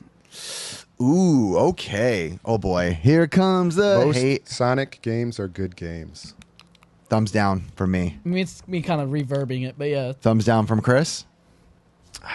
Thumbs down, yeah. Thumbs down. from Ricky. Who's going to justify this? Mr. Sega. That's Me? you. I mean, I like the early Sonic games. Okay. I don't go back and play them that often. Early Sonic and Dreamcast, I feel like that was Yeah, the but main... then that Sonic game came out on. 06? Yeah, what was it? Sonic 06. 360? Yeah, 360. God, that is one of the worst games I think I've ever played, and it ruined Sonic for me. Okay. And it's like, I've never gone back after playing that. I Don't know. tell me you like that. I don't dude. know if I could. I might change my opinion if most Sonic games are good. I like all the Genesis ones. Yeah. I do like the Dreamcast ones. GameCube ones are good, too. I like the weird spin-offs. I like Sonic Gravity, whatever, Rush, whatever it's called, the snowboarding Sonic Shuffle. thingy. Shuffle. I don't know what it's called. Sonic Riders. Riders. There we go. I like Sonic. I have it. Pinball? No. Sonic Colors. I like Sonic Oh, Colors. that is a good game. What is And that game like? I've never played it. it's fun. It's like a more third-person view Sonic. It's not your typical side view, platforming, side-scrolling view, Okay. but it's more of a you follow Sonic, go around real fast. I enjoyed that game, and I loved Sonic Mania a lot. that one. The new one. That's a great one. I'm going thumbs up for all you you know Sega what? people out there. I think I'm you might have sticking to switched my me. thumbs down. You're- I don't know. I mean, some are good, some are not the greatest, But right? but the question is, are most majority. the majority? I would still I'm say saying yes. I mean, Yeah, if you discount that Sonic 06, I'd probably agree with you. but Even that Sonic- It was 06 so bad. It It ruined takes it away for from you it. that It is bad? so even Sonic bad. Rings, whatever that one is on Wii. That's great. It's a good one. Nah, I didn't like it. Even the Night one was all right. Yeah. I actually really enjoy the Shadow Black one on Knight? GameCube. Yeah, Black Knight. That's a good one. With Yeah, Martin you know Lawrence. what? They're all good. Big thumbs up for Sonic. Even Sonic 06? My favorite game of all time. Game of the year. What's going to win Game of the Year this way, by the way? I triggered someone today. Someone's like, what's going to win Game of the Year? And he named them all. I'm like, they all suck. All right, we're gonna go on our next one. It's gonna be Tetris is overrated. Thumbs up. Tetris is overrated. Thumbs up. From me. Dude, Thumbs you know, down from Chris. Ben's gonna be heartbroken. I know. I mean, Go back from vacay just. I don't really hear that much about it, so I'm just gonna, thumbs down. I don't know, man. I think they're pretty awesome at the event. So I enjoyed watching it. So a thumbs up from me, thumbs down from those two. I am going to go off of again, at Retro World, we just had the Tetris regional. Sorry, Vince. dude, it was awesome. No, so I'm agreeing. I'm saying that I Yeah. like Tetris. I know. That's Yeah. why I'm saying sorry. Oh, okay, yeah. So, and when I see these guys competing in that, I was never a big Tetris player myself, but when I watch these guys playing, I can sit there and watch it. I enjoy it. I appreciate what these guys do. It is incredible watching them compete. Nice. So nice. So I I would love say it. it's not overrated for that because when you watch them, I'm like, dang, this is an incredible game to watch. Okay, then what I it need to can be. justify my thumbs down or whatever I put. I don't. I think it is overrated. But to justify that, I'm not the scene I do. I'm enthralled with people who can do that. I think that's amazing. I'm talking from the aspect of whenever I see when people say it's the greatest game of all time. I think Ben might be one of those guys. It's I just hear his favorite game. So many people say it's one of the best games of all time, but I think it's far from. I get it that it's genius because you can play it forever, but this and that. For me, on a personal playing level, maybe I just suck at it. I don't. I enjoy it for 2 minutes. Do you like puzzle games at all, though? Yeah, I like Puzzle Fighter. I like Bubble Bobble. I like some of those games. I You even like Dr. Mario? no don't like Dr. Mario. I love Dr. Mario. That is one of my favorite games of all time. You didn't like Donkey Kong Math, dude? I like Donkey Kong Math better than Tetris. And I'm not a big Tetris guy, but I absolutely love Dr. Mario. Really? Yeah, Wow. and we're going to run a Dr. Mario tournament next year at big one. Not Put on by the SoCal. Tetris guys. Just kidding. No, we might do it at possibly. Let's do it. They're running now. The Tetris guys they've spun off and are doing like a major Dr. Mario tournament now. I think I've officially decided that we want to do arm wrestling tournaments. At SoCal with YouTubers. Like I want Jay to go against you, Shady J. It might Can be we a call good it over match. the top arm wrestling? Oh yeah, absolutely. Ricky might be pretty strong too. Oh yeah, yeah. Chris is giving him a courtesy. Yeah, nice. I'm pretty fascinated on just like the fact that like they can start at such a high speed on Tetris and be able The to players do, are unbelievable. Yeah. I give Unreal. all credit, like to Vince. Honestly, the Tetra World Champions. I Sick. love watching that way more than I enjoy playing. It's entertaining, myself. very entertaining. When you I say can't believe Vince, it. we're talking Yeah. about Vince Clemente, who's the one that like basically he started and runs the Tetris World Championships. World Championships. Yep. Sick. That is awesome. Legit. Yeah. All right, we're gonna go on to our next one. It's gonna be slow scare movies are better than jump scare movies. thumbs up from me. So like suspense versus I don't know, right? Yeah. Like a or like a build up. Basically, do you love jump scares more, or do you love a slow build? I'm just dumb. Slow scare is better. So if I disagree, I like jump scare. Yes. Okay, I disagree. So you like jump scares? Yep. Thumbs down. I like them both. Dang it. So if I say I like jump scares way too much. Okay, so I have to defend myself. I got thumbs up. Yeah.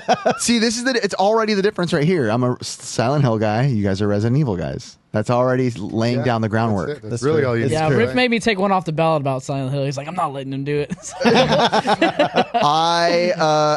I get much more involved in a.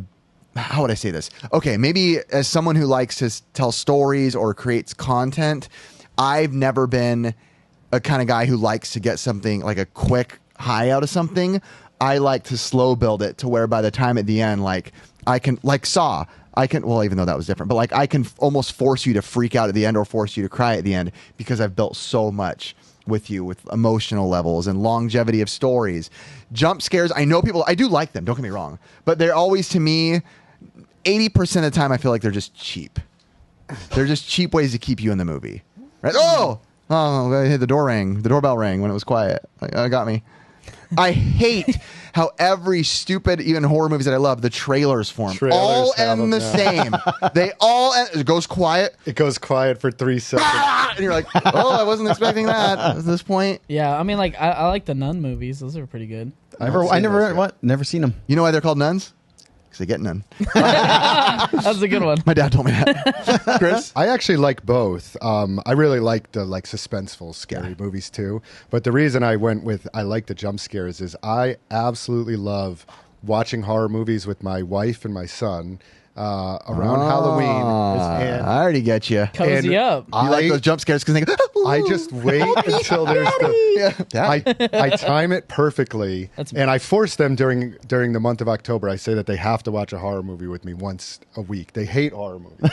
And when the suspense ones comes on, the jump scare ones, I time it and I'll grab their leg. Yes. And I get like a squeal out of them, and I absolutely love awesome. it. That's cool. That's an awesome memory. That's awesome reason. Yeah. Ricky? I just really, I mean, true, I like them both, but I love like that type of movie, like Darkness Falls. You know, the two favorite ones. It's nothing but jump scares. I love it. I saw that in theaters. Dude, remember that. I really enjoyed like that kind of movie. Like I like Insidious. The Grudge. Like those? The Grudge has a couple jumping things like that, and The Grudge was like a great movie for me. I love The Grudge. Okay, I like it. Grudge is good. Grudge is good. The Insidious, and then they have the build up of the music. That music is crazy. The Insidious music. Score is so huge within cinema because you've seen cuts online of people like cutting Mrs. Doubtfire as a horror movie.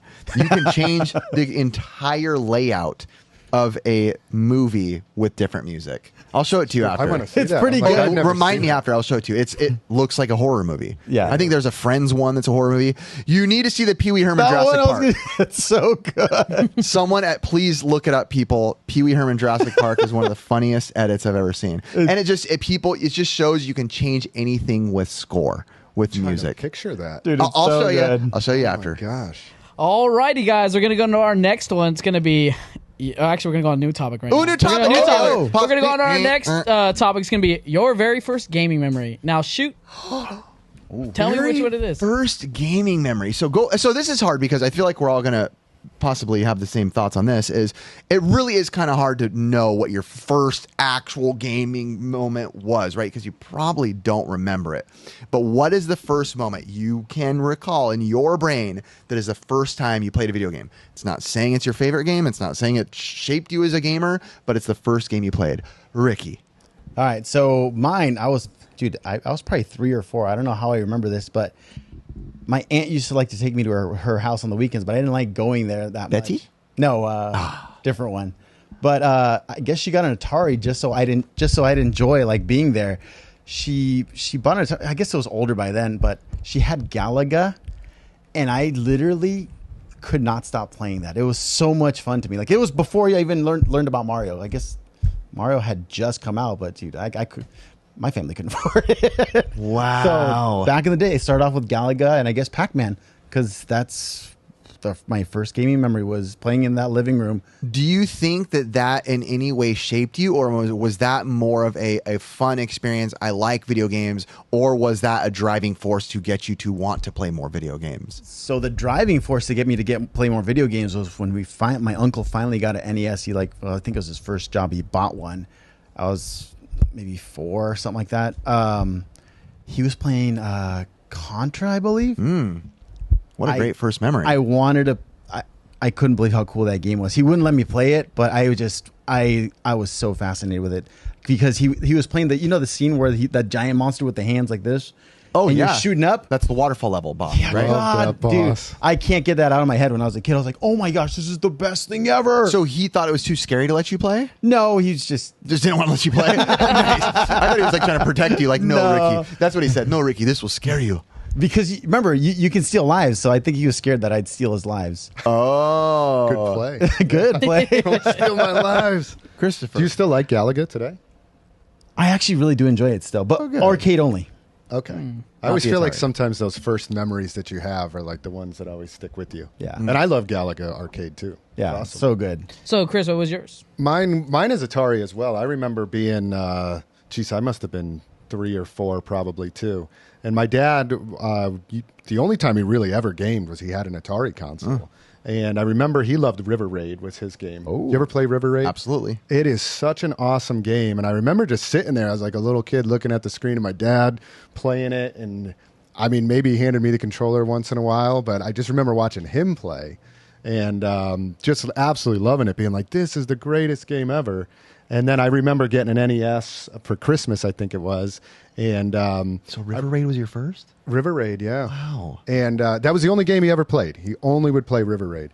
And then getting the NES and opening it up and being like, oh, Dad, come check this out. Like, it's Super Mario Brothers. Look at this. And my dad coming over. And I was amazed. I was like, this is unbelievable. And my dad looking at me being like, played it one time and was like, this is garbage. Mid-low trash. Yeah, and then never played games again his whole life. And I was like, Wow. dang, Dang, Dad, that's this Kick is Rock's so dad, much dang. better. Kick Rock. Rock's dad. But this is so much better than River Raid. Well, I think Mario was one of the first games, or if not the first, correct me, people who are smart, where you weren't on one stagnant screen, Yeah. where the Oh. screen is moving with you. I think that might have been, or maybe the first game to do that. I think it might have felt too kiddie for him. Like playing the Atari games, they weren't very kiddie. You know, like they're elementary, Atari had such good sound effects. but they're not kiddie. You know, like River Raid, like you're going up and you're shooting things and stuff like that. And then all of a sudden it was like Mario running around catching coins. And I think as a 45-year-old guy back in that's the what 80s, your dad thought, but really Mario was taking shrooms to get stronger. Yeah, he was like, what is this? He This didn't is realize corny. it's the darkest of all the games. So he couldn't relate to it. But that's my early. Say like River Raid and General Custard. No, General Cu- that's, a, that that's game? a really bad What's game. the bad game? Is it General Custard? Yeah, that's a really what bad game. That game is horrendous. No, I know what it is. Let's Really not bad. talk about what it is, but if you know, you know. If you don't know, maybe don't look it up. My first was on the Sega Master System. Oh. As far as I remember. Again, this is as far back as I can remember first playing a video game. I remember I can like picture an Atari being on our floor, but I don't picture it as being the first memory. On the Sega Master System, if you turn it on, there's pre-built games in there. And there's a variety of different games that it could be. I think it could have been Hang On, another game, and the game that I remember playing the first game ever was turning it on, and it's a game called Snail Maze. And all it is one screen, and you're just a snail doing a maze. And I know there's music, but I can't put the music in my head right now. There's music that goes along with it, and it's just a little maze. Over and over and over, repetitive. But I remember playing it for a long time as a kid, right? Because that's your first experience controlling a movie, right? That's what I used to tell my parents. Dude, I'm controlling a movie, right? Like explaining that to my parents. Like, you don't realize games are so cool. It's like, imagine if you could make that guy move and do this and that. That's what a game is, even though obviously at the time it doesn't look anything like that. Now, obviously it does. But that's what I was enthralled with, right? So I just played it over and over and over. And that's as far back as I can go. I know there was an arcade game too that was one of my first, but I can't pinpoint what it was. You have older brothers? Yes, I was the youngest. So what was that? Your family's first gaming system was a Sega Master System? I think the Atari was. The Atari. So there was an Atari in the house? But I don't even remember watching people play the Atari. That's just interesting that you guys went So there was no NES? There was an NES after. After. So Atari, Sega Master System, NES. Atari, but you don't remember the Atari, and then it was just all of a sudden, boom, Sega Master. That's what's weird because I guarantee you it was It's a on weird at my system to house. start on. That's why I'm. It was probably interested. on at my house, right? An Atari. Of course they had it. I'm sure my brothers are huge gamers. I'm sure they were playing it. But I don't remember ever even looking at a game, holding a game, anything until Snail Mail. Do you think your dad bought the Sega Master System? He's not a gamer. Who do you think bought it? Probably Nathan, my oldest brother. He probably convinced So him. he went into the store and there was like an NES, Genesis. We were poor, so maybe were they cheap? It might have been on I don't- clearance for $20. Yeah, I'm not saying he made a bad choice. I'm just wondering what the logic, how that happened. You know what I mean? Yeah, because think I was born in '85, Yeah, because there was. so I Right, should have the NES rightfully was like in its '85. prime. NES was '85 in Japan. I think it was '86 in North America. I No, think. 83 in Japan, and then 86 or 85. So the Master System was out. Don't know. Don't before- quote us on any of this. No, the I Master looked it System up. was out Just before now? the. No, I just know I saw it yesterday. Wow. So So the 83 is when it released in Japan. Do you think Okay. the Master System was out here before the NES was? No, You don't I have to think look so. it I up. don't You don't think have to so look it either. up. Let the I'm comments just tell curious us. the logic of how I just know the NES. the Sega Master System ended up being the first system. Because for most people, that is not their first No. system. And I understand why you love it now, too. I love that choice too because it's very untypical, if that's a word, of what people played. Yeah. Right? Like, yeah, dude, my thing was Sega. Master, like, really? Everyone's Normally NES. NES or Genesis or Super Or an Nintendo. arcade or something. Yeah, very rarely. Or Pretty Atari. also? Yeah, because somebody was telling me about like 1983, or like they were asking about the years the systems came out, and I was like, oh, let me look it up. 83, it came out in Japan for NES, and then 1990, the Super Nintendo, and then 96 was the N64. I'm not quoting any of this. You guys can look it up. It's fine. I looked it up I yesterday. trust you. So I trust you. I'm putting all my trust. Curtis's first one, Call of Duty Modern Warfare 2. Yeah, I was going to say PS4. Hey, quit talking, you pongers. PS Quad. Hey. Did you just call him a PS crotch? PS Quattro. No, he wanted to be called PS Crone, dog. That's what I was at. But anyway, one of my favorite gaming memories was either. No, I need the first. I know, but I literally cannot like trace either one back the same. They're about the same time. Like I was either at my grandparents' house and I was playing Tetris or Super Mario Bros. 2 on the DMG 001 Game Boy with the Wow. green screen. Yeah. I remember playing that a ton when I was just like chilling at their house on these old floral couch chairs. And then another one was when it was kind of the same thing. I was like about 4, so I came out in 95, so 99 is when we got our own first system. Okay. My mom bought us at Christmas an N64. And I remember it being Christmas and us like unwrapping it, and I just The classic. dude, I was like, oh my gosh, it's crazy. We got our own system. And we ended up like, that was like literally the only box system I ever remember unboxing and actually going and setting it up same day, Christmas Day, and having the gray controller and I guess it was just a charcoal system, right? Yeah. Yeah, it wasn't like anything there's crazy. other options, it was definitely, obviously. it was the budget one for sure. Yeah. And I remember we had Mario Kart and Super Smash Bros. You don't remember which one was first? They were both in the same day, but Got I it. would say that Super Smash Bros. Me and my bros were just playing that, and we were just for hours in that day. We were just killing it. Who's your main again? Captain Falco, bro. Captain Falcon? Captain Falco. Captain Falcon. Not me. Falco punch. That's one of my Kirby. Who's your main? Nobody. You That don't was play when I Smash? was little. No, I don't Oh, play that's right. You're one of those Mortal Kombat weirdos. Yeah. Yo, no way, loser. Reptile. That's my main in Smash. Reptile is But great. I would say like, I mean, as like years progress, you get systems. Like, what was your secondary system to that? Then was it the NES? The NES, for And sure. then you Atari, then NES. You didn't have the Jaguar or nothing like that? No, I had a Sega Saturn. I had a Sega CD. Wow. I think we didn't have a TurboGrafx. We might have had a Jaguar. Ooh. I think we talked about this. I don't know how they all got Rich. into the house. But Isn't that weird? Like, you look at this stuff and you're like, where did this they were not game bought by enter my parents. house? I have an older brother, and I think my older brother was buying a lot. You were stealing from video game stores. That was you? running out, smashing The grab. description matches Chris. Yeah. And then I do remember like the following system to the N64 was an atomic purple Game Boy Color. And I had Pokemon Gold or no, Are you talking about Pokemon the Yellow. Atomic Purple Game Boy or talking Yeah. about the Atomic Purple? Game Boy. Okay. Game Boy, yeah, color. And then I had following was Pokemon games, so it was yellow. And I remember after a game, I was playing Little League, and what my dad used to do all the time, he used to like talk to the parents. Yeah. So I'd be in the car with no light. I'm like using that like the visor light in the car, trying to see my screen because he'd be out there talking for an hour. And I remember going outside like, "Hey, Dad, like, are we ever gonna leave?" And I left my Game Boy on the bumper. Oh. Right. And I was like, "Can we just kind of go?" And he's like, yeah. Like 30 minutes passed. I didn't even think about it. And he finally gets in the car. And we drive off, and I'm like, what am I missing? Right? No. And I'm like, no. I like start freaking out. I'm like, Dad, I left my Game Boy on the bumper. And literally it was just thrashed in the street when we went back and looked for it. And I was just devastated. Were you here? And then I stole my brother's Kiwi Game Boy. You got to be careful leaving that stuff out in the heat, bro. Dude, no, I was just like... Heat will ruin your stuff. Are we It was doing nighttime. Are we doing another one, or are we finishing with this one? We're finishing on this one. That's why... Then mine, a funny story about heat. Did you guys ever go to VHS rental stores?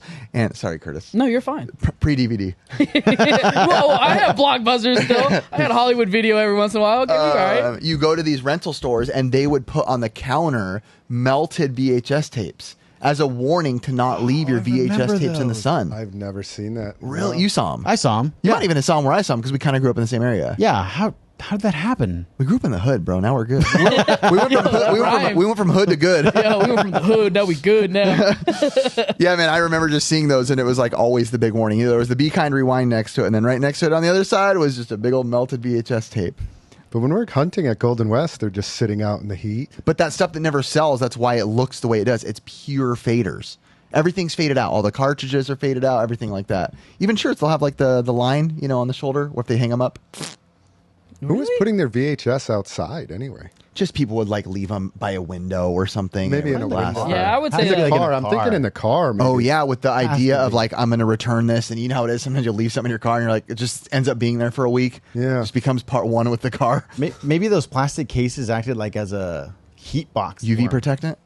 I don't think they were UV protecting. Because the ones at the swap meet have that cardboard. Oh, if that plastic melts on yeah, it. like they're sitting out in the heat, pretty hot there some days, and I've never seen that happen. And what do you say, Very like, hot. what happens to it? Like, if it gets too hot? Like It just melts. the inside? No, the plastic will. It's a very cheap It's plastic. literally like it shrivels up. It's a cheap plastic. It melts. On VHSs? VHSs will literally melt to their core. I always find it so weird that, like, mold can get into VHS. That's so he has weird. a mold. Chris has a mold Dude, cleaner. Dealing with VHS mold is a nightmare. Yeah. I saw it We've at your been cleaning- store. Yeah, we've been cleaning like hundreds of tapes. We bought that big lot and a bunch of them had mold. But it's not bad mold. You can get it off. What does that mean? It's Is not that just you black. saying that so you can sell it? Don't worry, guys, they're good. No, well, somebody on a YouTube video said it's not bad mold. Oh, then you're good. But apparently it's white mold, which is like mold that would be on like bread. This is racist. That's what I was thinking. I was like, this is going to sound racist. Black mold is bad, but white mold apparently is not bad. What's the difference between black mold and white mold? I literally have no idea. When I see white mold, I'm like, White mold, white mold you breathe can wipe it all off. in. Black mold, like You guys hold this hardcore. conversation while I look it up right now. The difference between black mold and white mold. Because Yeah. white mold's like the first stage. I think it's like bread mold. Yeah, And that was on some of the DVDs that you got from that Connecticut buyout, Yeah. right? yeah. Yep. Are you still getting them in store right now? Like, are you still fixing them? I finally processed the last of that. That took about 8 months. That was Jeez. a long. Yeah, I mean, you got to think time. about it. He bought it literally at the New Year's, so. Yeah. Here we go. According to the internet, the most trusted place in the world. It's all crap. The most obvious difference between white and black mold is color. Wow. Well, we were correct about the racist part. While white mold ranges in color from white to light green, black mold shows up as a dark green or a black color. Black mold is more difficult to remove than white, too. Beyond that, black mold is known for being particularly dangerous. Toxic, yeah. It's just straight up more dangerous. That's it. Wow. Yeah. So when I see the white mold, I'm just like, give me that white mold. It's so good. You know what the worst feeling is? When you What? pick up like an orange that's been in there for like a month and it has the white mold and your finger just goes through it. Oh, You ever get that? It's a green. I've bit into one once, bro. Ew. I bit into one once and thought I was going to die. That was like pure vomit. Actually, my best pure vomit story ever at where I work at my job. This has nothing to do with it, but I have to tell the story. I was working at my job and I always would keep a water bottle next to me in my cup holder. And that was where I would eat my sunflower seeds and put my remainder in, right? And I called in sick one day and I was gone. I came back to my truck and, didn't think anything of it. I moved like a couple of the water bottles around. You have one cup holder here, one cup holder there. And I'm not looking. I'm just kind of driving and I kind of shuffle the water bottles around. And I just grab my water bottle and I start chugging. And I was like, oh, I think I got the one with like the water and the sunflower seeds in there. Or the sunflower seeds? Whatever seeds they were. Sunflower seeds in there. And I look down and I'm like, as I'm drinking, I'm looking, I'm like, man, my water bottle looks like a little more like black coloring than I would have expected. And I realized, come to find out, this guy named Josh, I'll never forgive you, Josh. Yes, I know. He borrowed my car and was using as his tobacco spit bucket. Oh, dude, that's happened to me. I wanted to die when he told me, because even after I drank it and realized, I was like, dude, what the crap did I just drink? You know, it literally is making me. No, I vomit. literally was gagging. But then when he told me, I went in the office like, dude, what happened to my truck? Did somebody? Oh yeah, Josh borrowed your truck. Josh, what? Walk out of my car. What is this? And he's like, oh, it's my spit bucket, basically. And I was like, you freaking idiot. You throw up? No, but I had some good reactions. I used to do some chewing tobacco, and Yeah. Lance, our partner with SoCal Gaming Expo, one time we were going to get arcade machines, and I was spitting. Oh, and dude. he thought he grabbed his water bottle. No, you did it too. Yeah, but I did mean, my dad He used to do the same drank it, thing. and he turned deathly white, and he didn't talk for 10 minutes. And he pulled over to the side of the road, went to the gas station, and went in. Yeah. Said he put soap on his tongue and washed his Oh, mouth out dude. with soap. If you actually visualize doing it, it's pretty rough. No. My dad used to be like a hardcore dipper because he was into like softball and the baseball scene and all that stuff, and he was like doing it for like I would say like 20 years at the time. Wow. He doesn't do it anymore. He quit, which thank God. But he used to leave around his dip bottles everywhere, and I was a kid, I was kind of curious, and I was like, you just kind of thought it was like a Diet Coke. It was in a Coke like can. And I took a chug of it. I instantly was like, ugh. I would be disgusted even by my own spit. So let alone Ricky, it somebody sounds like you're else's. the only one. Have you drank any dip water? My own dip water. Whoa, what? Well, no, sorry, that sounded horrible. Ricky, what's your dip water? So like for work, I used to drive to Loma Linda. It's like an hour drive, but as I'm driving, like I felt a little not sick, but I had like loogies. So I just dude, that's I couldn't gross open already. I couldn't open the window because it's raining outside. So I'm like I'm just spitting them all. And by the end of the day, it's like hot, and I'm like, all right, cool. I bought a fresh water bottle. It wasn't cold, but I just put it next to my cup holder, and I'm just driving home. Ooh, this is good. This is good. I open up worst. That's worse. I open up the loogie one. Warm, disgusting Hot. loogies, Not and I was literally like Hot. barfing, like Hot baked dude, loogies. it was so bad. It was bad. That's worse. That's than dip. worse. That's worse than And mid-low it's your trash, own dude. loogies, but it's still worse. At least it was my own, but it did the not. fact that it got hot baked like, dude, makes it was it so disgusting. gross. It's like a warm sunflower seed form at that point. Anyway, guys, we're gonna close out on that one, and we're gonna say thank I'm you actually guys. grossed out. Sorry. You're still I'm thinking actually about grossed it? out. Yeah, that one. Just vomited in my mouth. We're going to Can I close out swallow on that one. I just want to say that all the links in the description will be in the description below. All you guys that are audio listeners, all you guys that are watching in and tuning in, we want to say thank you as always. So, episode 12, close out. Thank you, everybody. I appreciate you. Don't drink your dip. That's just Yeah. And if it's Halloween by now, happy Halloween. Wait, welcome in your Halloween by barfing. Halloween horror stories. Breathe.